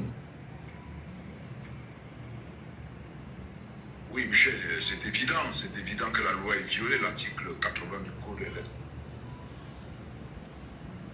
Voilà. Est violée, et il n'y a pas de doute là-dessus. Est-ce que le réseau va nous permettre de parler avec Maître Christian Timbane Mbombo? Le réseau nous fait un peu de scène. Hein. Je ne sais pas si vous... Allô? Allez-y, nous vous écoutons parfaitement. Ah, ouais, vous m'écoutez, Michel? Oui, parfaitement. Ce que je suis en train de dire, la question, le problème, c'est de se poser la question, est-ce que c'est M.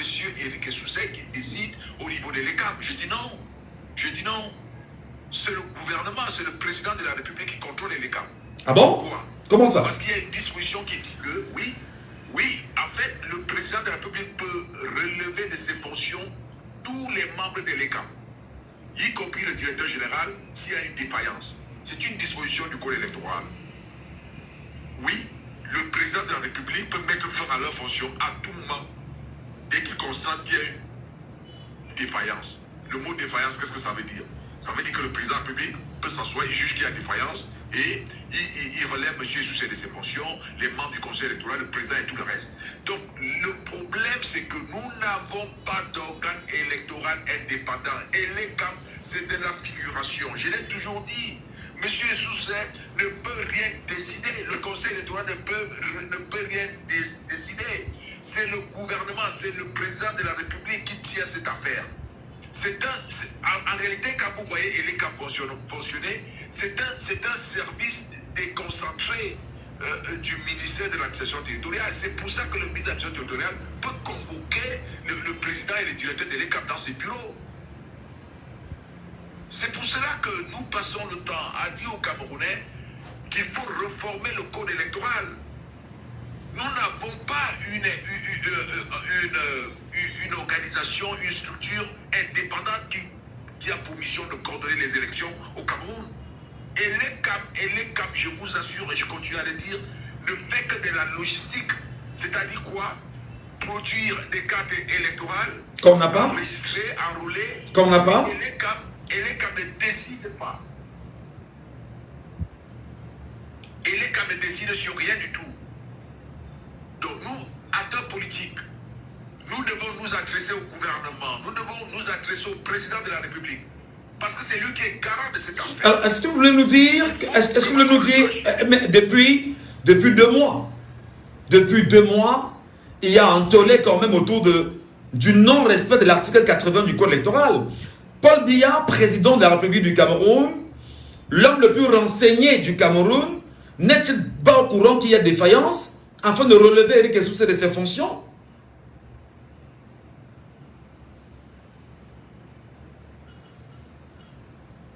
Non, lui ne voit pas la défaillance dans ce sens. C'est-à-dire que Eric Essousset a une épée de Damoclès sur sa tête. Quand quelqu'un a un pouvoir de nomination sur vous, mais cette personne décide à votre... Aïe, aïe, aïe, la communication fait des... Oui. Vous ne pouvez rien faire sans... Non, non. non. Je vous. Oui, allez-y, nous vous écoutons. Donc, Eric Essousset n'est pas le patron de l'ECAM. Le patron de l'ECAM, c'est le président Paul Biya. Et il faut que nous, acteurs politiques, société civile, nous adressons à M. Paul Biya, qui est le garant de la démocratie camerounaise et qui contrôle l'ECAM. Nous ne trompons plus d'enjeux. On a essayé, pas des procédures, c'était bien, mais en réalité, le Gouya, ils ont décidé de cadenasser le système électoral camerounais. C'est pour ça d'ailleurs que certains Camerounais vous disent que mais ça ne sert à rien d'aller aux élections, allez plutôt, il faut des manifestations, il faut un coup d'État. Quand ils voient tout ça, mais nous disons que non, pour le moment, les acteurs de la société civile, les partis d'opposition qui veulent une véritable démocratie au Cameroun doivent s'adresser directement au président de la République. Parce qu'elle n'est qu'un ventriloque du pouvoir. Elle n'est n'a aucun pouvoir, aucun. Parce qu'il y a cette disposition qui dit que le président de la République peut les relever, peut mettre fin à leur fonction à tout moment. Très bien. Voilà. Merci beaucoup, Maître Christian Timbane Mboumo, pour votre éclairage ce matin. On donnera la parole aux Camerounais là-dessus. Et merci de les écouter également prendre la parole en direct sur Jambo FM. Nous allons bien évidemment prendre quelqu'un avec nous en ligne ce matin. Alors, bonjour. Bonjour, Michel. Raoul. Affirmatif. Nous vous écoutons pour ce deuxième sujet, Raoul. Oui, mais le maître vient de dire toute la vérité. Vous avez cru un jour qu'il est comme ça indépendant de ce Michel. Mais si elle est comme n'est pas indépendant, qu'est-ce que nous faisons donc tous les jours, appeler les gens à aller s'inscrire sur les électorales? Quelles sont les chances que nous avons? Nous ne sommes pas dans un pays normal. Je vous crois que quelqu'un, je te donne, et tu peux pas faire le contexte que je dis. Oh, monsieur Jesus est là, il essaie de vous mettre la tête. Il va faire comment pour nettoyer tous les étrangers et qu'il a mis dans la liste électorale pour gonfler. Il va faire comment pour les retirer maintenant. Parce que tant que la liste électorale, c'est fini, c'est mort. Des étrangers s'y trouvent, c'est ça? Mais, comment ne pas? Pourquoi qu'il ne publie pas? Pourquoi? Donc, pourquoi que c'était si simple qu'il ne publie pas? Selon vous, M. Michel, qu'est-ce qui cloche? Pourquoi que c'était si simple? Pourquoi lui-même ne chute même pas comme les gens de jumelés? Pourquoi lui-même ne chute même pas dans une machine? Ils mettent ça dehors et que tout le monde peut consulter. C'est ça qui gêne. Parce qu'on est habitué à un résultat. C'est un logiciel déjà conçu. On est habitué à un nombre d'électeurs. On est habitué à un nombre de votants. On est habitué à un nombre d'abstentions. Et c'est ça qui cloche. Si pour le moment là, vraiment de Dieu, si pour le moment, il publie la liste, c'est que tout est mort. C'est que c'est fini. Il ne peut pas accepter. C'est là qu'on voit le ministre de l'administration territoriale. Donc il prend l'état comme sa sous-tutelle. Donc sa façon d'agir, il agit comme ça, on a touché son fils, comme ça on a menacé un de ses enfants. Donc on n'a pas vu l'attention. Mais comment quelqu'un dit qu'il va arrêter quelqu'un, il va le mettre dans le pays s'il savait, sans passer par un tribunal, sans passer par un jugement. Mais M. Michel, ça ne vous dit absolument rien. Donc quand est tellement un demi-dieu, il est chez lui, il dit que si un de couleur s'amuse, il va tendre la main comme ça là, l'arrêter, le mettre dans le pays s'il savait, et il va tout longtemps. C'est-à-dire qu'il a même prévu la date limite de la condamnation. Mais vous croyez que nous sommes encore dans un pays normal et vous êtes dans les élections? Non. Et M. Soussé n'est pas libre de toutes ses actions. Alors, donc ça veut dire que Soussé est entre le marteau et l'enclume, le marteau de Paul Biya, l'enclume du peuple camerounais, décidément il sait quoi faire. Mais là, ça dit justement que dans une certaine analyse, il y a des complicités au très haut niveau, et bien évidemment avec cette disposition dans le code électoral qui est telle que le chef de l'État peut les dégommer à tout moment pour une faute commise. Permettez-moi de paraphraser. Décidément, c'est le chef de l'État qui décide de l'élection au Cameroun. Vous croyez que quoi? Mais vous croyez que quelqu'un tasse un parti politique, des petits partis aujourd'hui, lui-même, avec sa propre bouche, un président, un chef d'État, qui tasse un de partis, des petits partis, ça veut dire qu'il est sûr de lui, il est orgueilleux, il est arrogant, il est prétentieux, il sait que non, si ça avait le même système électoral, même si on vote 100 fois, il va gagner. C'est pour ça, M. Soussé est entre le marteau et l'enclume, et c'est le chef de l'État qui décide. C'est pour ça que Adam Gandhi est en mission recommandée. Il faut nettoyer la route. Le Dieu est en route en train de venir. Le Dieu tout-puissant, il faut donc nettoyer la route. Et il faut donc mettre aux arrêts tous ceux qui sont en train de nuire. On a commencé par faire comme. Ce n'est que le début.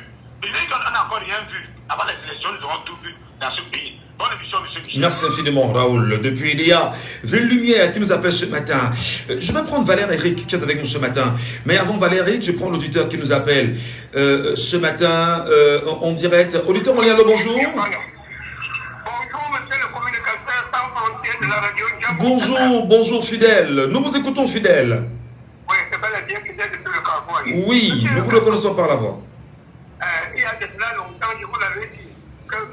Soussé est dans une pirogue entourée de vagues d'eau. Hein?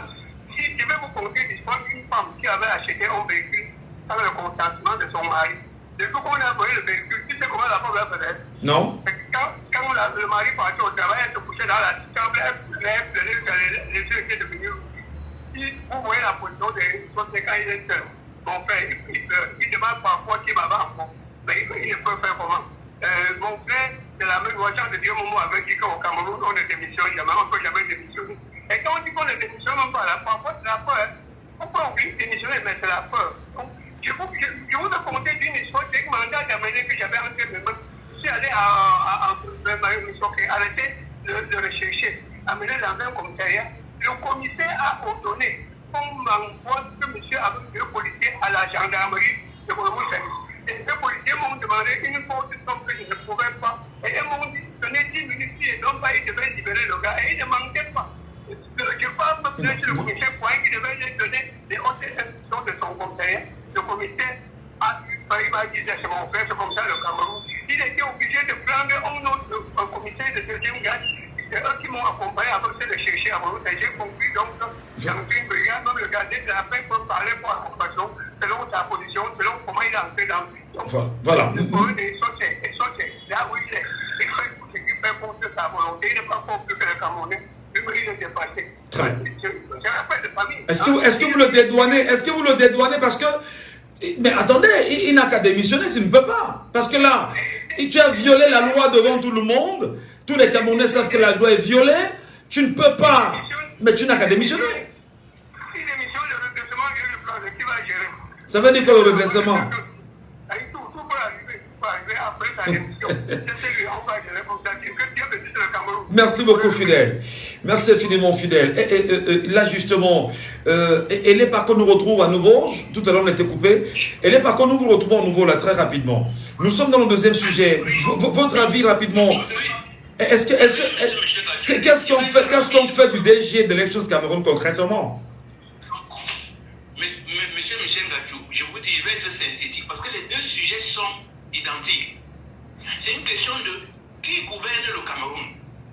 C'est de ça qu'il s'agit, je vous assure. Si la France demande à Essous de publier cette liste va sortir le même jour. Si vous allez interviewer l'ambassadeur de France aujourd'hui, et il vous dit, je vais demander à Essous de publier la liste va sortir.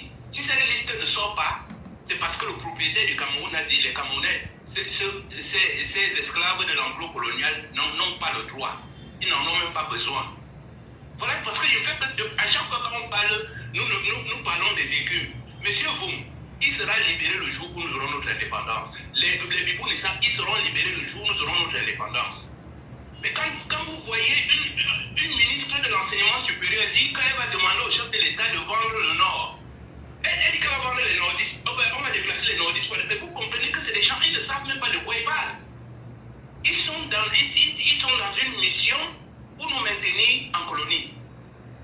Je vous dis, monsieur Michel Gadjou, trouvez-moi un pays africain francophone où le chef de l'armée est un blanc, un français. Trouvez-moi, je vous dis, allez dans tous les pays francophones d'Afrique. Vous me montrez un pays où le chef de l'armée est un blanc. Il n'y en a pas, c'est le Cameroun. Trouvez-moi un autre pays francophone d'Afrique où l'ambassadeur de France n'est pas un simple soldat, n'est pas un simple général, mais un général de corps d'armes. C'est-à-dire qu'il est capable de mener une guerre d'intensité dans toute la région Afrique centrale. Monsieur Marchand que vous voyez là, c'est un commandant de haut vol d'une guerre en intensité. Donc c'est comme si nous nous sommes retrouvés en 1958, on nous a envoyé un nouveau Mesmer. Mais sauf qu'il agit plutôt en sourdine. Ils nous font la guerre sans nous la déclarer. Mais comment se fait-il quand nous sommes en 2021, on continue à mettre des jeunes en prison? Mais c'est quoi? Il faut que nous revenions à un moment donné et qu'on prenne les choses sérieusement. Et je le dis toujours à mes amis quand nous discutons, je leur dis, quand on parle des bases militaires en Afrique centrale, la plus grande base militaire française en Afrique centrale se trouve au Cameroun. C'est au Cameroun qu'il y a la main-d'œuvre, c'est au Cameroun qu'il y a les ressources humaines pour gérer la logistique. Monsieur Michel Gadjou, vous êtes un grand journaliste, je ne vous apprends rien. La guerre que vous voyez là, c'est à 90% la logistique. C'est-à-dire que si on bloque le port de Douala, toutes les bases militaires qui y a à Djamena et tout ne peuvent rien faire. Les militaires qui sont stationnés à Libreville, ils ne peuvent rien faire. Si si ce n'est pas la Miss Locke qui est ici dans notre base navale, si ce n'est pas la base navale qui les alimente, on nous l'appelle mission logistique de la même base. Non, c'est une base militaire. Très bien. C'est la plus puissante. Donc c'est pour ça que je vous dis, cette année-ci, prenons notre indépendance. Même s'il faut qu'on négocie à la France, il faut le faire. Mais si elle ne veut pas négocier, il faudra la prendre d'une façon ou d'une autre. Et si on ne la prend pas, acceptons que nous soyons des esclaves. Et on reste tranquille que de passer le temps à parler de tous les sujets qui ne sont que les conséquences du fait que nous ne soyons pas indépendants. Justement, je ne sais pas si Valère Eric, qui nous écoute ce matin, est d'accord avec vous là-dessus. On prendra son avis. Merci beaucoup, monsieur Lepako, pour votre appel en direct. Valère Eric, monsieur Lepako pense que les deux sujets sont liés, mais nous restons avec Eric Essoussé. Est-il justement entre le marteau et l'enclume? Si oui, qu'est-ce que vous en dites concrètement, chers compatriotes?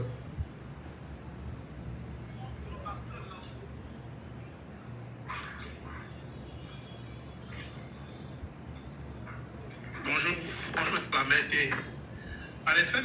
Michel Gacho, les deux sujets sont liés parce que nous assistons juste à la continuation de l'intimidation et de la menace. La création d'un esprit de terreur afin que personne ne puisse s'exprimer librement. M. Michel Gacho, vous vous souvenez qu'Eric Essoussé a été dans la censure quelques années plus tôt avant d'être nommé directeur général de l'ECAM. Vous le savez très bien. Absolument. Voilà. Il est juste, c'est-à-dire que la création... il y a quelqu'un qui a le micro. Allez-y, on vous écoute parfaitement. Voilà. On a juste quelqu'un qui va continuer à jouer le jeu. La preuve, c'est que les membres de l'ECAM sont tous du RDPC ou des membres sans carte du RDPC. Mais Timban a dit quelque chose de remarquable, mais moi je vais le dire au conditionnel. l'ECAM serait une antichambre, je le dis en mes propres termes, serait une antichambre du MINAC. Ça, je paraphrase ce qu'il a dit en mes propres termes. L'ECAM serait une antichambre. Lui, il a dit plutôt un service déconcentré. Et c'est vrai, parce que la dernière sortie du MINAC, il a dit laissez travailler l'ECAM. Mais qui est-il pour demander à l'ECAM de laisser travailler alors que la loi dit clairement que l'ECAM est un organe indépendant qui ne reçoit d'ordre d'aucune institution. Mais il a convoqué l'ECAM, il a tenu une réunion avec l'ECAM. Mais quand il convoque l'ECAM et tient une réunion avec l'ECAM dans son bureau, il a assujetti l'ECAM en convoquant l'ECAM dans son bureau. C'est pour que l'ECAM existe quoi. C'est juste pour qu'il applique ce qu'ils se sont dit. Je vais dire quelque chose, M. Michel Gacho. Lorsque j'étais encore payé à la direction générale de Orange, j'avais vu un Chinois avec une de nos CNI. Attendez. Il n'y a pas que les Chinois qui ont les CNI au Cameroun. Je vous le dis avec des éléments connus. Ils sont très nombreux à avoir des CNI. Il y a des Indiens, il y a des Pakistanais au Cameroun qui ont des CNI. Allez justement voir comment ils font des transactions dans les banques. Ils sont là avec les CNI camerounaises. Moi, j'avais mon récépissé que j'avais déjà photocopié, fatigué. Je vois le Chinois avec la CNI déjà sorti. Je me suis rapproché vers l'agent de la sécurité. Je lui ai dit, pourquoi est-ce que ce Chinois a une carte d'identité de chez nous? L'agent de sécurité m'a dit que ce n'est pas ton problème. On comprend donc pourquoi le président du MRC a dit que la DGSN serait en train d'établir les cartes d'identité aux extranationaux, aux étrangers et les enrôler sur les listes électorales pour voter le moment venu. Comme le Conseil constitutionnel a refusé d'obliger l'ECAM d'appliquer l'article 80, parce que ce n'est pas une faveur d'appliquer l'article 80, alors nous tirons toutes les leçons qu'il sera également incompétent pour la proclamation des résultats au soir d'octobre. C'est tout. Très bien. Voilà. Nous allons prendre nos responsabilités et nous allons publier les résultats de vote à la fin des décomptes. Et nous célébrerons le vainqueur sans intimidation. Merci. Merci infiniment. Eric Simon est avec nous également ce matin en direct sur cette question-là. Simon, bonjour à vous et bienvenue. Bonjour, Michel Ngacho. Qu'est-ce qu'on dit concrètement? Puisque la question ne mérite d'être posée.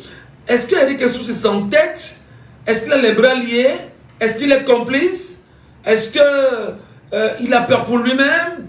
Quelle est votre lecture? Ça fait quand même du 30 décembre au 12 mars, n'est-ce pas un mépris à l'endroit du peuple camerounais venant d'un individu?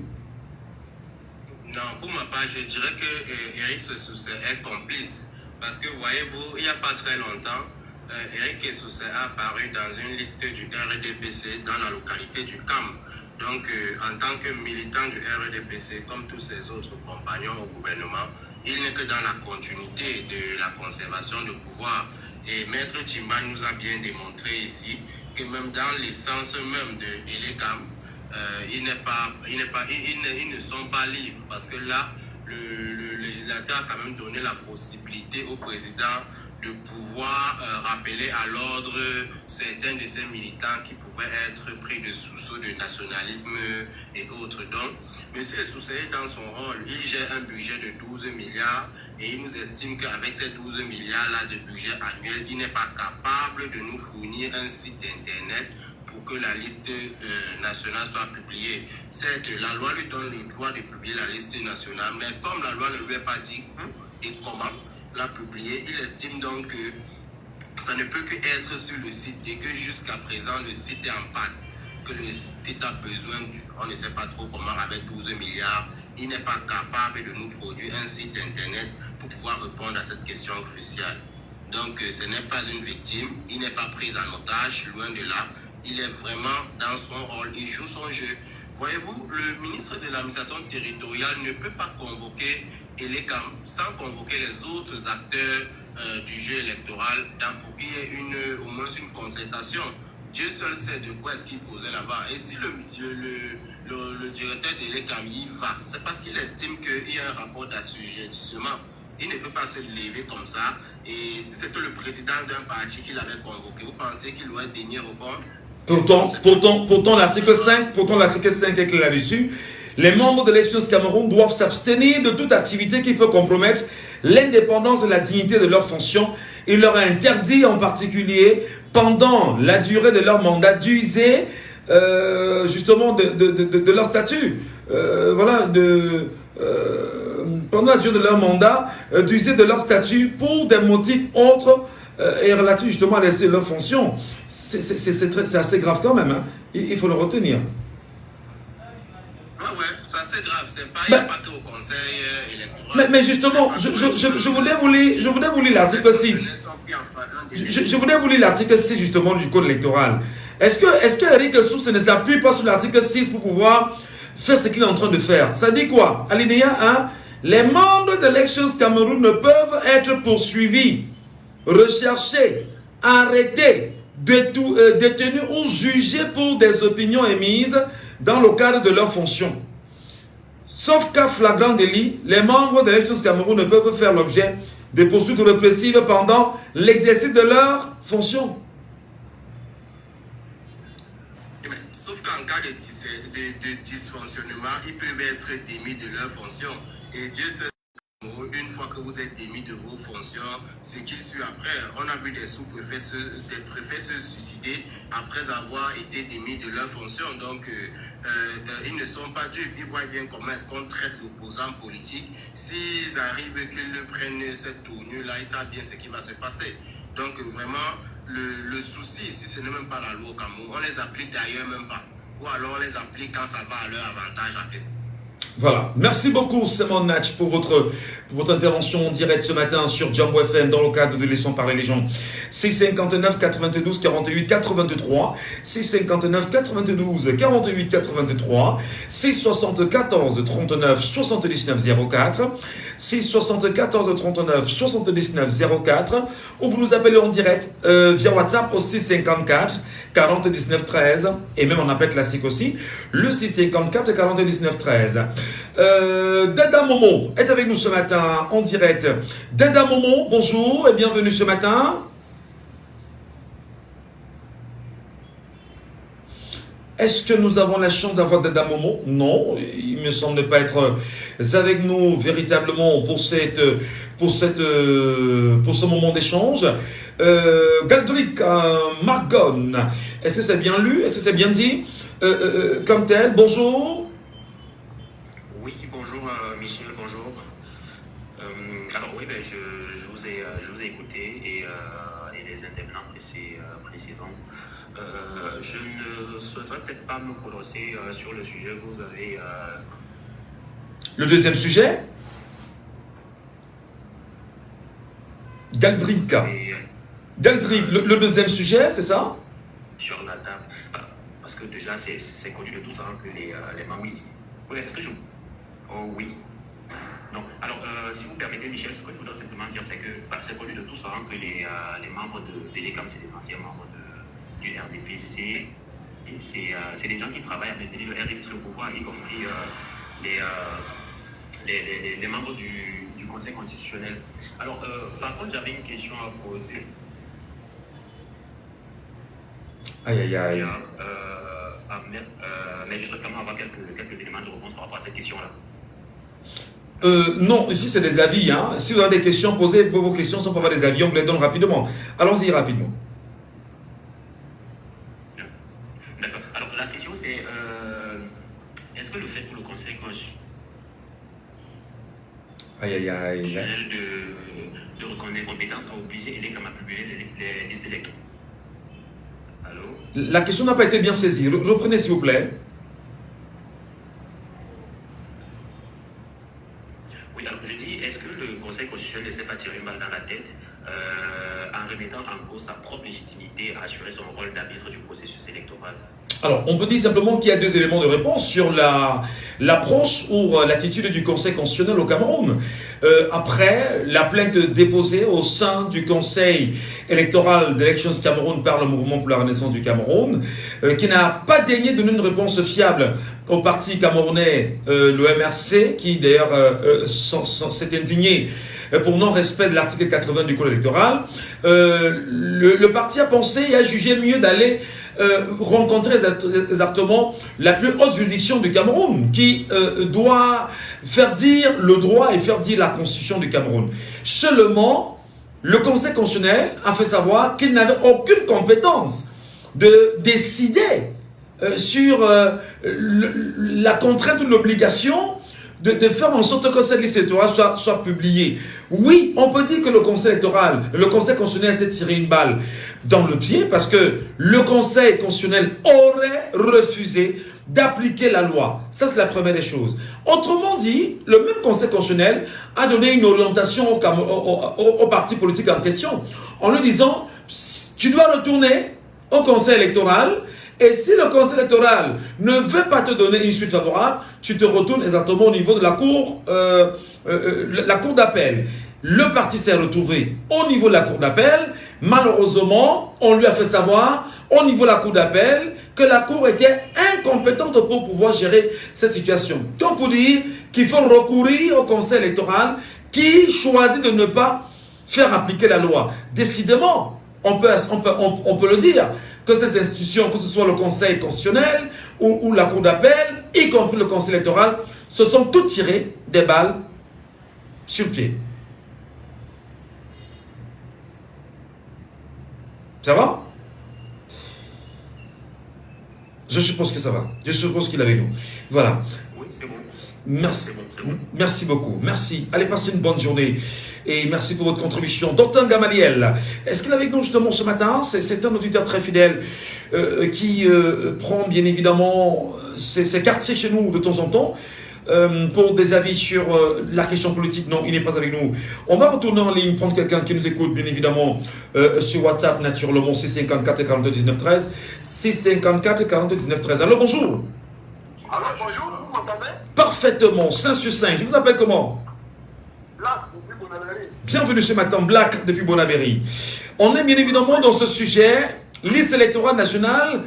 Pourquoi le directeur général de l'ECAM s'entête-t-il? Black. Oui, moi je me pose aussi la question. Pourquoi vous entêtez à suivre un problème dont la solution ne vous sera jamais communiquée. Qu'est-ce qu'on fait quand on viole les lois? Écoutez-moi aussi. Vous avez posé la question, je vais répondre. Vous êtes en train de faire du juridisme. Vous entendez? Ça veut dire quoi? Ça veut dire quoi? Ça veut dire que oui. Vous allez tourner sur les articles. L'article 20 dit que la liste nationale doit être publiée par le directeur de l'ECAM. Les partis politiques attendent la liste nationale de l'ECAM. Ces partis politiques-là. Pas seulement les partis politiques, les inscrits aussi, ils sont quand même 8 millions, non? Mais les inscrits arrivent dans votre enquête. Moi, j'ai déjà mon nom. Et pour ceux qui sont en mouvement, mouvement, qu'est-ce qu'on fait d'eux? Ceux qui sont en mouvement, qui ne peuvent pas vérifier. Laissez les partis faire leur juridisme. Surtout le MND, c'est le champion du juridisme. Toujours les lois. Le problème fondamental n'est pas là. Le problème fondamental, c'est d'aller vous inscrire. Attendre le jour des élections. Après les élections, prenez votre temps, oui. Comment pouvez-vous dire que ce n'est pas un problème là? Moi, je veux comprendre. Comment pouvez-vous dire qu'il y a une loi qui est votée dans un pays qu'on appelle le Cameroun? D'accord. Beaucoup vont dire que le Cameroun, les lois ne sont pas respectées. Comment pouvez-vous valider le piétinement d'une loi votée à l'Assemblée nationale et promulguée par le chef de l'État lui-même? Et vous dites que le problème n'est pas à ce niveau. Je ne suis pas en train de valider la... Mais vous avez dit que le problème n'est pas à ce niveau, c'est ce que vous dites. Je constate, comme moi, comme vous, que la liste n'est pas publiée depuis longtemps. Oui. On a demandé qu'on la publie. C'était 2 ans en décembre, non? Depuis le 30 décembre, nous sommes le 12 mars déjà. Voilà, nous sommes dans quel mois? Le 3e mois de l'année en cours. Elle n'est pas publiée, pourquoi? Puisqu'il y a violation, bien évidemment, de la loi. Vous l'avez fait quoi? Vous l'avez fait comment? Mais comment on fait comment? Comment vous demandez comment on fait comment? C'est à toi, citoyen, de me dire comment tu dois faire. Tu es le citoyen camerounais. Toi, tu estimes qu'il faut rester tranquille. Il y en a qui pensent qu'il ne faut pas rester tranquille. On fait comment? Oui, Black. La liste nationale n'est pas publiée depuis décembre. Nous sommes aujourd'hui le 12 ou le 12 mars. Oui. Le 12 mars, je crois. Oui. Si elle n'est pas publiée, les Camerounais vont faire comment? Attendez, vous me posez la question, moi je vous pose la question. Elle n'est pas publiée. Tous les jours, vous amenez le problème. Mais si, attendez, monsieur, attendez. Black. Nous pouvons le ramener N fois si besoin, si c'est nécessaire. Parce que permettez, la solution d'abord et première, c'est en matière d'éducation des citoyens. Parce qu'il y en a qui ne savent même pas que c'est violé. Donc, la radio, permettez. La radio fait d'abord son travail en matière d'éducation. Oui, non, on peut ramener le sujet N fois, Black. La radio fait son travail d'éducation citoyenne. Non, pas tout le monde, monsieur. Pas tout le monde. Mais attendez, faites un sondage autour de vous. Il y en a qui ne savent même pas que ça existe. Tout à l'heure, je vous lisais l'article 6 là, du code électoral qui laisse entendre que voilà, quelques-uns peuvent ne pas être inquiétés pour quoi que ce soit. Il y en a qui ne savent pas ça. Mais toutes les lois, même l'avocat ne connaît pas toutes les lois.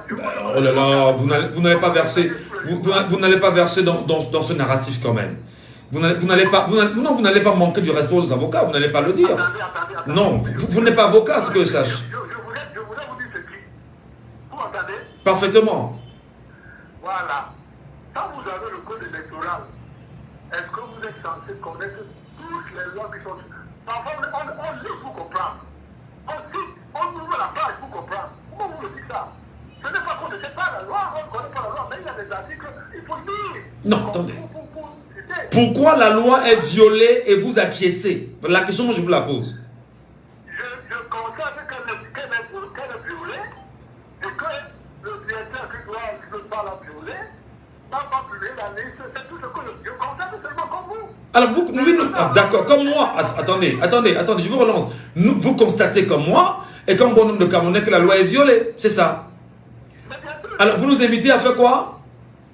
Mais vous savez que tous les jours, elle est violée. Maintenant, je dis aux Camerounais, qu'est-ce qu'ils font? Moi, je dis seulement, continuez à vous le jour du vote, allez voter et contrôlez votre vote, c'est tout. Alors, et si votre nom se trouve dans 10 bureaux de vote et que les gens votent à votre place, qu'est-ce que vous en faites? Non, on exagère. Comment on exagère? Comment attendez, Black, attendez, Black. Je ne connais pas votre âge, vous me permettrez de le dire.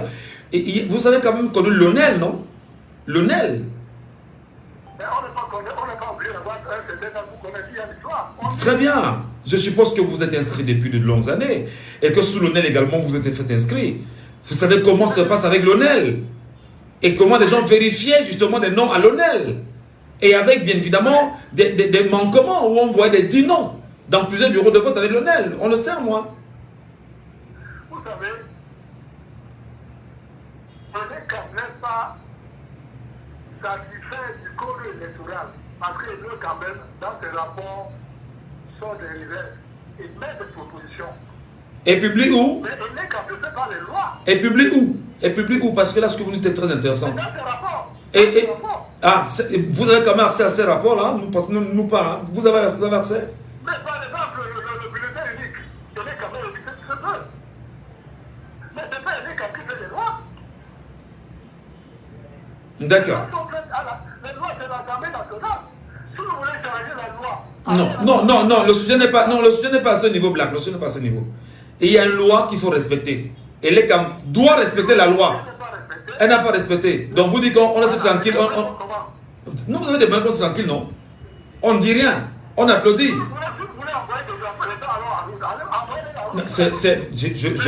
C'est vous qui émettez l'idée d'envoyer des gens en route. La remarque que je fais, c'est que ce n'est que le RMLC qui est sur la N'est-ce pas son droit? N'est-ce pas son droit? N'est-ce pas? Attends, quelle est la contrainte pour le SDF de le faire? Oui, mais attendez, il ne trouve pas un intérêt. Un parti politique trouve l'intérêt de le faire. Pourquoi vous voulez le suicider? Non, attendez, oh là là, pourquoi vous pensez, attendez Black, pourquoi pensez-vous qu'un parti politique choisit de revendiquer la liste électorale nationale, d'autres ne le font pas, et vous voulez forcément les lier? Est-ce que les lignes politiques sont les mêmes?